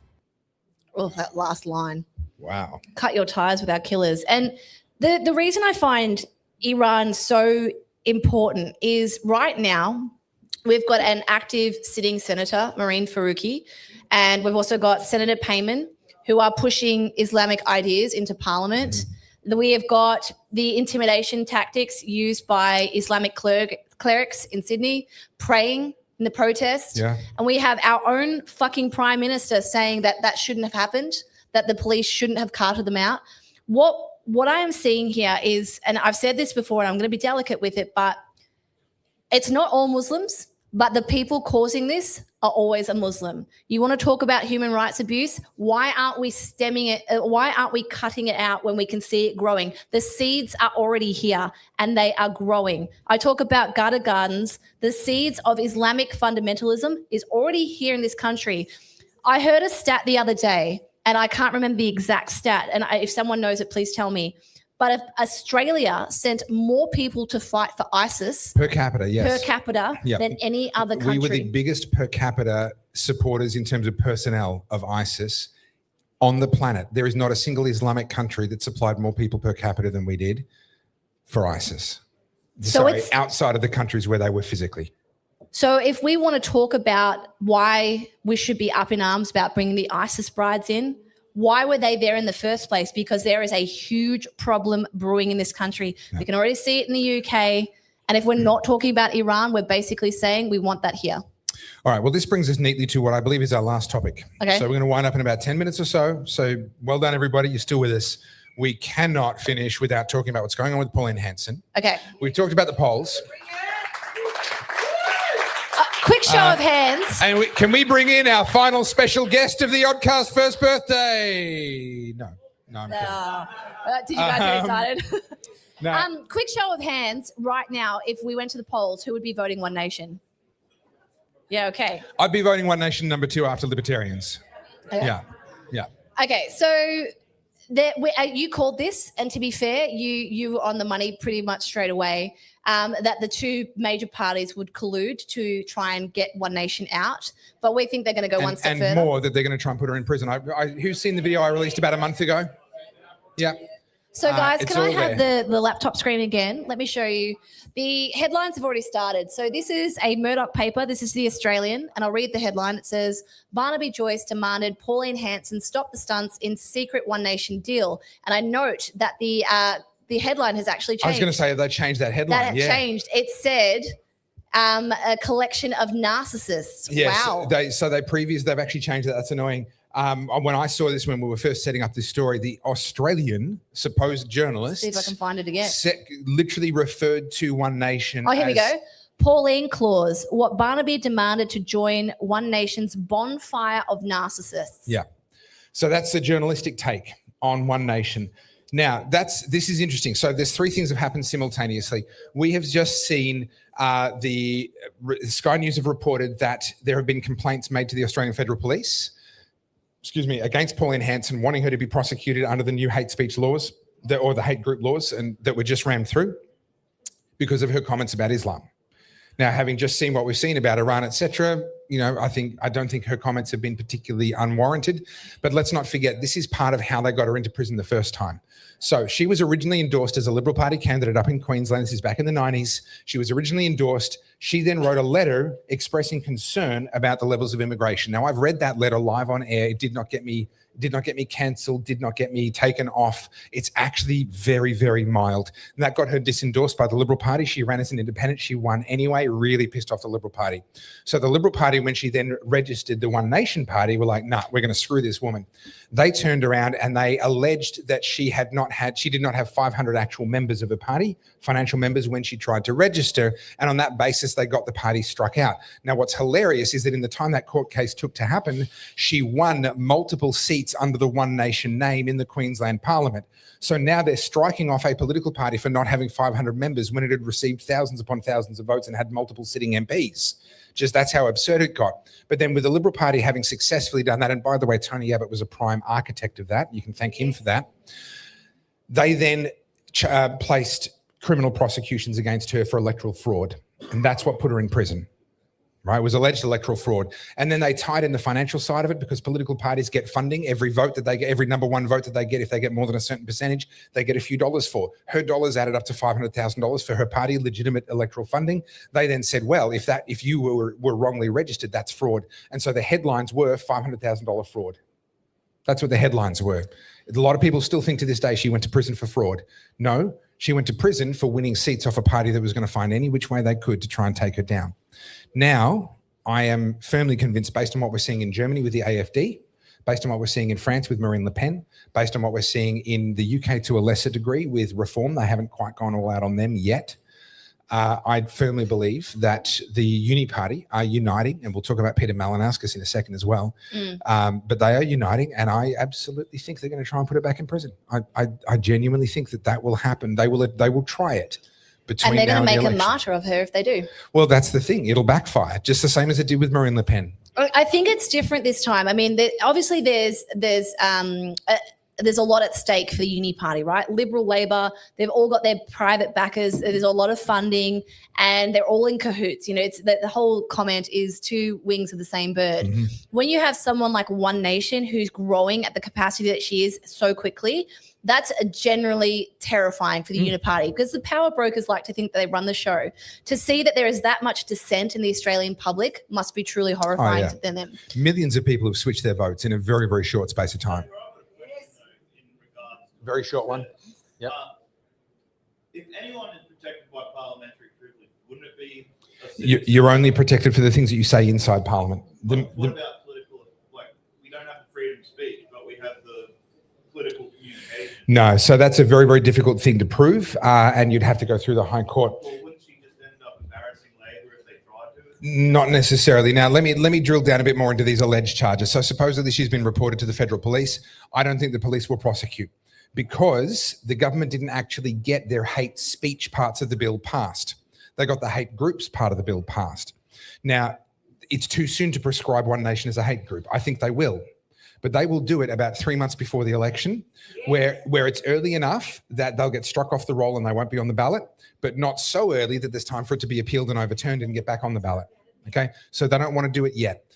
So I don't think that her comments about Islam will get her actually prosecuted. That would turn her into a martyr, and the play is too soon. I think that play will happen in the months immediately before the federal election. I see a really, really big opportunity here for your average Australian who is really fed up with both Liberal and Labor, both state and federally, to get behind One Nation. Now, I am a libertarian and I don't necessarily agree with Pauline Hanson on everything. There's a lot that she says I do agree with, by the way, but I don't sort of put any politician on a pedestal. They're humans at the end of the day. But what I do see is we need to, if you genuinely are that outraged with the government, and we've been sitting here talking about it for forever, I need to see that action. Otherwise it's just talk. A big part of this, we saw this with Daniel Andrews getting re-elected in Victoria. Everyone said that they were sick of it. Everyone said that they had a gutful. Mm-hmm. And yet when it came to Ian Cook's campaign, where it was your one opportunity to get him cast out, I can tell you now, we didn't get the volunteers. Yeah. So you can't say that you had enough and you want change and then not actively be involved. What that looks like for everyone is different, but there needs to be participation. Okay, so here's the sequence of events. We have a South Australian state election coming up, then a Victorian state election at the end of this year, and then there's going to be a federal election probably next year sometime, late next year, something like that. It might be a little bit later than that, but we'll see. And in there somewhere is the Farrer by-election. Farrer happens to be where I live, by the way. And so Susan Ley, having basically knifed her own party in the back one last time, one last selfish act, has triggered a by-election there. Now, Peter Malinowskis, South Australian Premier, has said that Liberal and Labor parties should preference each other and put One Nation at the bottom of their how to vote cards in order to make sure that One Nation are excluded from having any chance of winning any seats in South Australia, right? So now he's openly admitting, now to be fair, he's not the first one. Bob Carr, former Labor Premier and Foreign Minister and Senator and all the rest of it, a Labor heavyweight, he said the same thing on Twitter a couple of weeks ago. This is the zeitgeist now between the uni parties, the Liberal and the Labor parties. They are now openly colluding with each other to exclude the One Nation party from the preferences.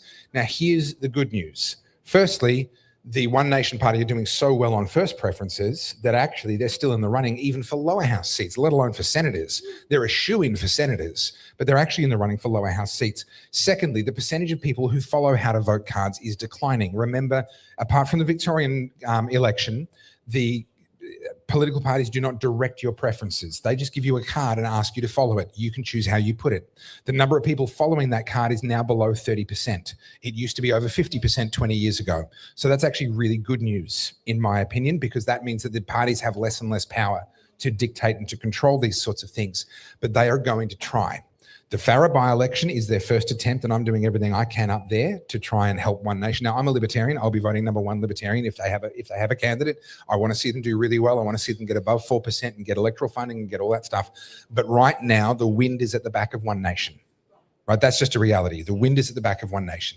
So I want to see One Nation claim that seat and send a shiver up the spine of the major parties. And I want to see them do that in defiance of the major parties colluding against them, because that will send that will set a panic amongst the major parties and send an unmistakable message. These polls are not just polls. These are people really genuinely actually changing how they're going to vote. Yeah, because I think a big problem that we've seen in previous years, like we definitely saw it with COVID. Everyone said they had a gutful, everyone hated it, and yet Daniel Andrews was able to secure a third victory. We weren't even able, so we've had David Limbrick here. I think he might have had to head off, but we weren't even able to get Tim Quilty re-elected. Yeah. Right? One of the most outstanding MPs alongside David Limbrick, and also worthy of mention is Catherine Cumming, MP. We weren't able to get Catherine or Tim re-elected at that state election, much less the handful of MPs that actually stood alongside us. And what got me about that, not to bring up COVID again, but David Limbrick, Tim Quilty, and Catherine Cumming were the only three people who stood up for us. When it became a little bit more acceptable, the Liberals started to join us. And that wasn't until, was it lockdown 5 or 6? Oh gosh, that was late 2021, I think, or mid 2021. Towards the end. And so I mean, you guys, like, I'm preaching to the choir here, but I brought up before the super progressive movie, and I said, who's seen it? And I saw maybe like 10 hands. How do you support One Nation? Buy that movie. It's $15, man. It goes straight to them. The more people who see that and more support them, like, that is where the power is. You don't have to necessarily go work the polls. But I mean, I talk about Australians' apathy all the time. You know, we're definitely seeing in these polls, they're small polls, they're 1,500, 1,200 polls. You know, is this going to carry across to the election? I think people are angry enough, but a lot of it's going to be, how do we, I was going to say weaponize, it's probably the wrong word. How do we mobilize those people? How do we maximize it? Well, Marbles videos, how to vote videos. I will be releasing a Topher Fields voting ticket for the Farrer by-election, because that's where I live. I will be voting there, so I will publicly state in advance exactly how I will be voting once all the candidates are known and the order that I'll be putting the preferences in. People like Joel Jamal, Turning Point Australia, do how to vote cards Australia-wide. Like, these are the tools. There are people out there trying to give each and every one of us the tools, and then it comes down to people power to get those out there. Let's finish on an optimistic note. Okay. If you had gun to your head right now, how would you?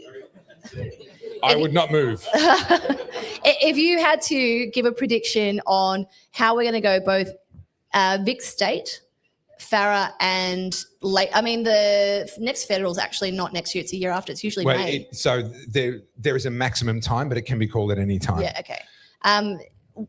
Based on where we're at, where do you think it's going to fall right now if we went to the polls today? Okay, if I had to guess, I would say that Farah is too close to call between One Nation, the Nationals, and the Do we Independent. know who the One Nation candidate is? Not yet. No, I don't yet. Michelle Millthorpe is a independent. She's endorsed by Climate 200. She's a lefty. She'll gather all the lefty votes. It'll come down to Nationals and One Nation who outpolls the other. So Michelle Millthorpe will be in number one. In the final three, Michelle Millthorpe will be at number one at probably 45% of the vote, 44. Nationals and One Nation will be splitting the remaining votes and preferences between them. It comes down to who's on top.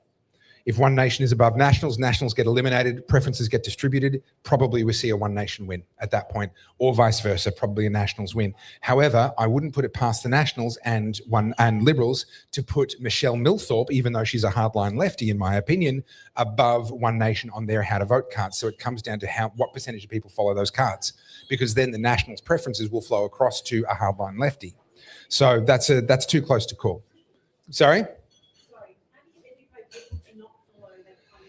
If you figure that out, let me know, because I've been banging that drum for 17 years. Yeah. Do you know, I actually think I have the answer to that. I think I've given it 100 times, but I'm going to just make it really simple. The answer is this. It's conversation. And the problem is we get into arguments on X or Instagram or in the comment sections on Facebook, and we turn people who disagree with us into our enemies. And the truth is most Aussies are on the same page. We just disagree on the packaging. So if you went and asked the average Australian, take the politics out of it, how do you feel about where Australia is right now? Are you happy with things? I'm telling you now, nearly every single one will say, no, I'm not happy. And when you ask them, what are you worried about? They'll say, I don't feel safe. Things cost too much. The politicians are misbehaving, things like that. We all agree. The problem is we don't agree on the packaging, because the left will see it as like we need more government intervention because the government we currently have isn't behaving well enough. And then the people on the other side will say, well, you don't understand. They're all pedophiles and, it's all some corrupt Mossad agent behind the closed doors. None of that helps us. And so I know people get annoyed with me because I won't entertain the conspiracy theories. I'm not saying they're not true. What I'm saying is that discussion actually doesn't help us. You can engage in them as a recreational activity. Go have fun with Alex Jones. It's fine. But when it comes down to your day-to-day, arguing with people in the comments about whether or not Pizzagate is real, that doesn't help us here in Victoria or here us in Australia. Now, lizard people, on the other hand. Yeah, that one I can get behind.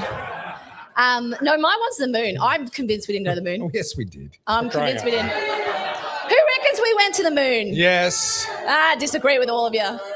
Nah. Who thinks we didn't go to the moon? Yeah, that's all right. I noticed about half the room did not want to take a side. Everyone's like, I'm not out of myself. Nah.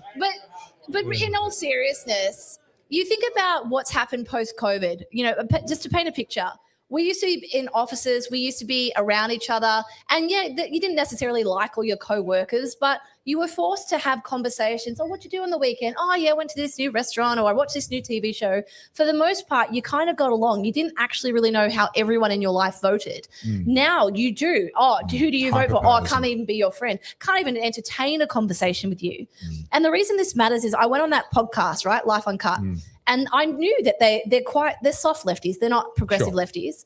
And even though we were sitting there talking about something that personally affects us, for those who don't know, it was about beauty standards and women with AI.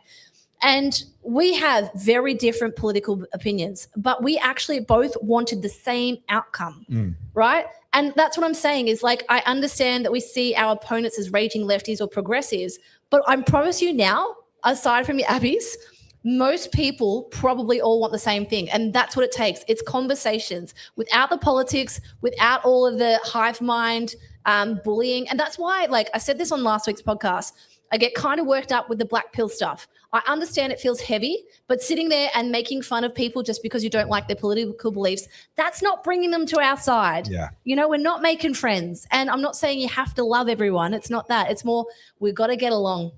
Well, that's the thing I talked about. You can gather a group of people that already agree with you, or you can influence people, but you can rarely do both. I want to finish on your question, South Australian and Victorian elections.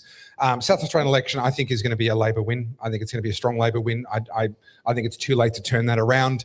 I don't think Cory Bernardi has the cut through to turn that around. I think that's pretty much a done deal. Victoria, I think, is actually likely. Okay, that's a more interesting question. I would have to do more research to have an opinion on that. I don't know. Do we care about South Australia? But Victoria, I think it will actually be a Liberal Party win, because I think there is going to be a significant percentage of people who, once they walk into the booth, they will have said, I'm going to vote for One Nation. And then when they walk into the booth, all of what gets said about, but they don't know how to govern, they don't have any experience, they're the party of protest, they're this, they're that. A lot of people are actually going to revert back to Liberal Party, in my opinion. That's my judgment call that I'm making. I think it'll be a Liberal Party government. The question is, will they need One Nation to be in coalition with them in order to form that government? I think it's going to be a hung parliament in Victoria. I really do. I think, unfortunately, and I know you guys don't want to hear this, there's a lot of hardline lefties that will still vote for Labor, even though they're 100%. unhappy. I would like to see more diversity. What a dirty Whoa. word. I think you're on the wrong podcast here, Carly. I would like to see more people in. So rather than it being all Labor majority or all Liberal majority, I mean, we already kind of have that in the upper house. Well, no, the upper house is more split than the lower. The lower is where we tend to have an absolute majority. Well, no, that's one what way I or mean. the So other. we've already kind of got that in Victoria. I mean, we've got some Greens. We've got David in there. Yeah. We've got the Cannabis Party, I think, in is the one. upper house. Yeah, we got a few. So yeah. there's a handful of different parties, but I mean, I don't really like the idea of the Liberals or the Labor Party having majority. I'd like some other people in there. Yeah, so that's where I sort of say I think the Liberals are going to be able to form government, possibly with One Nation guaranteeing supply in the lower house, for those of you that understand the terminology. So effectively a hung lower house, but with One Nation siding with the Liberals to say, yes, we will, when it comes to a vote about who the Premier gets to be, we will agree with you. Can I have a quick show of hands for Victorians? Who's happy with Jess Wilson at the moment? Who's been impressed with her? Yeah. But I noticed that's different to being impressed. The comment was that's better than the alternative. But the Compared hand to didn't go Brad up. Batten, compared to Brad Batten, do you think Jess Wilson's doing a good job, or is she just the same? Okay. Yeah. I will say this, I'm no fan of the Liberal Party, but I do think she understands messaging, and this is one thing I think the Liberal Party. I've talked about this before. We got to finish on this. I know. Last point. Shush. Well, I haven't had a toilet break. Can I just say? Okay. The big thing, the big winner for the Victorian election will be messaging, and Jess and Nicole Werner, they're doing well. Their messaging is clear, so I'm pleasantly surprised. I agree. She's strong on the messaging. I've got people really annoyed at me for being a bit down on her. They assure me she's got wonderful libertarian instincts and this and that. To which I reply, "Show me." And so I'm deeply cynical now of the Liberal Party. I've been around for long enough that the boy who cried wolf has cried wolf too many times, or in this case, the boy who cried conservative revival too many times. So I'm deeply cynical now. But hey, she may prove to be better than what I thought she was going to be. You know what? I thought of where I was going to do it, and I never did it. You never did it. I had it in my head, and then the conversation went a different direction. I never did it. Well, guys, I think that's it. Did we give it a good little roller coaster? And Thank you for coming. Thank you for coming. I mean, I could keep talking. Now, guys, G always complains that we don't grift hard enough. That we don't grift hard enough. Oh, okay. So we're locking the doors. No one is going home until every item is sold, okay? That's just how things are going to be. If necessary, we'll set the... No, we won't. So, guys, we have the merch out the back. For those of you that are watching online, head over to topherfield.com, head to the shop. You find everything there. If you find that what we talk about is enlightening and you understand the world a little bit better than what you did before we started, then check out my Getting Your Head in the Game masterclass. That's available at my website. This is coming back from 2024. Without a question, the worst year of my life by considerable, worse than anything that happened to me during COVID. It was a horror show, and I had to do a lot of work on myself, and I did that work. I turned that work into the 2024 Getting Your Head in the Game masterclass. I ran that for 50 people only. The feedback was phenomenal, really, really phenomenal. There's actually a few people in this room who did that. And so I'm bringing it back for 2026. People were asking me, will I bring it back? And yes, I am. So head to topherfield.com, go to the shop. You'll find the Getting Your Head in the Game masterclass. It starts next month, 8 monthly sessions until October of this year. And it will help you to, like me, turn things around. 2025 became the best year of my life by some margin. And 2026 has been good, except that I have to see far too much of her. But with that one exception, so guys, if you want 2000, just because life is tough, it doesn't mean it has to be tough for you. All right, and that's what I learned in 2024. I was doing things that was making my life an awful lot harder than it needed to be. And when I started to fix those things, and I'm not pretending I'm perfect, but I started to fix those things, and boy, did I see results. I think you've seen results in my work from last year, right? You've seen the growth, you've seen the output, you've seen the clarity and the focus. That's what I did in 2024, going through the lowest point of my life. And that's what I share in the masterclass. I don't have anything to grift other than I did have a question for the audience. Okay. So a big part of what we do at the Oddcast is conversations that are a bit messy about politics and culture.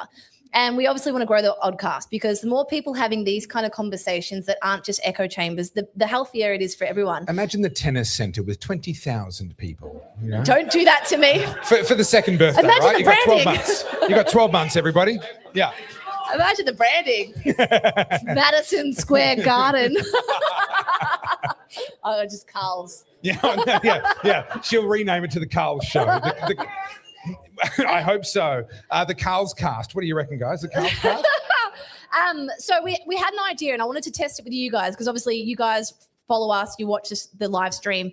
We understand that the Wednesday show is a 3-hour episode, and not everyone listens to a podcast from start to finish, and you probably listen to it in stops and starts. But we had an idea because we want the content to be more shareable and to upload more to YouTube, because the more we upload, the more the algorithm will reward us. We had an idea of splitting the Wednesday show up into 3 parts or 2 parts. So on Wednesday night, you'd still get it still goes live and does the premiere, but it would be like a 90-minute show, and there would be an hour show on the Thursday and potentially another show. So you get the Oddcast a little bit more often, just not as long. Would that interrupt the flow? Do you like the 3-hour episode? Have it? Let's do a show of hands. No, I think this needs to happen in conversation because I want to drill down because she's using we. I am the brand manager. It's the royal we. We have very different views. So I like show of hands. Okay, I'm happy to do a show, but I actually want to be able to talk to you and understand and what your priorities are and what you're thinking. So I'll have a chat with you afterwards. All right. Kylie, do you want to do show of hands? Okay, show of hands. What are we offering? Same. Okay, continuing keep it as it is. So okay. Still Monday night live, and then Wednesday in person 3 hours. Just keep it as is. So maintain it. Show of hands. All right, cool. Splitting it up so it's more shareable and there's more content. You get more of me. A lot of hesitation from one hand. It's like, did you feel my eyes? Oh. So it's just something to think about. Was not a big difference. A lot of the room not participating. So I look forward to talking to you guys and getting some thoughts. Lose the flow. That's my thing. Yeah. No. So the reason just so you know, we're winding up. Let me finish. You've obviously seen there's a bunch of other independent creators who have exploded very big because they do a lot of the reaction to stuff. And, we've talked about viral video reactions and all that kind of crap. Yeah. We're not going to get the audience because we're not going to engage in that, but we do have to find a way to get the Oddcast out there and to get more people in the conversation. So if you have any suggestions. We do need to grow. That is true. We do need to grow. That's it. That's all I want to say. All righty. Thank you so much. From the bottom of both of our hearts.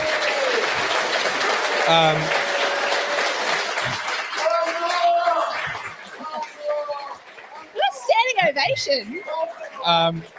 What an absolute privilege and joy it is for us to be able to be here and spend this time with you. One of the reasons I want to wrap up is because we've got an hour and a half or an hour or so where I actually can talk to you guys and actually hang out with you guys. And then, of course, the place stays open. It's just this bar will close at 5 o'clock. So we've got this room till then. Stick around. I'll see you over near the merch somewhere. If you want me to sign books and whatever, I'll be over there. Thank you so much from the bottom of my heart. Time to end the stream. Thank you, everybody. Bye. And I really hope the stream has ended now. I hope the stream has ended. All right.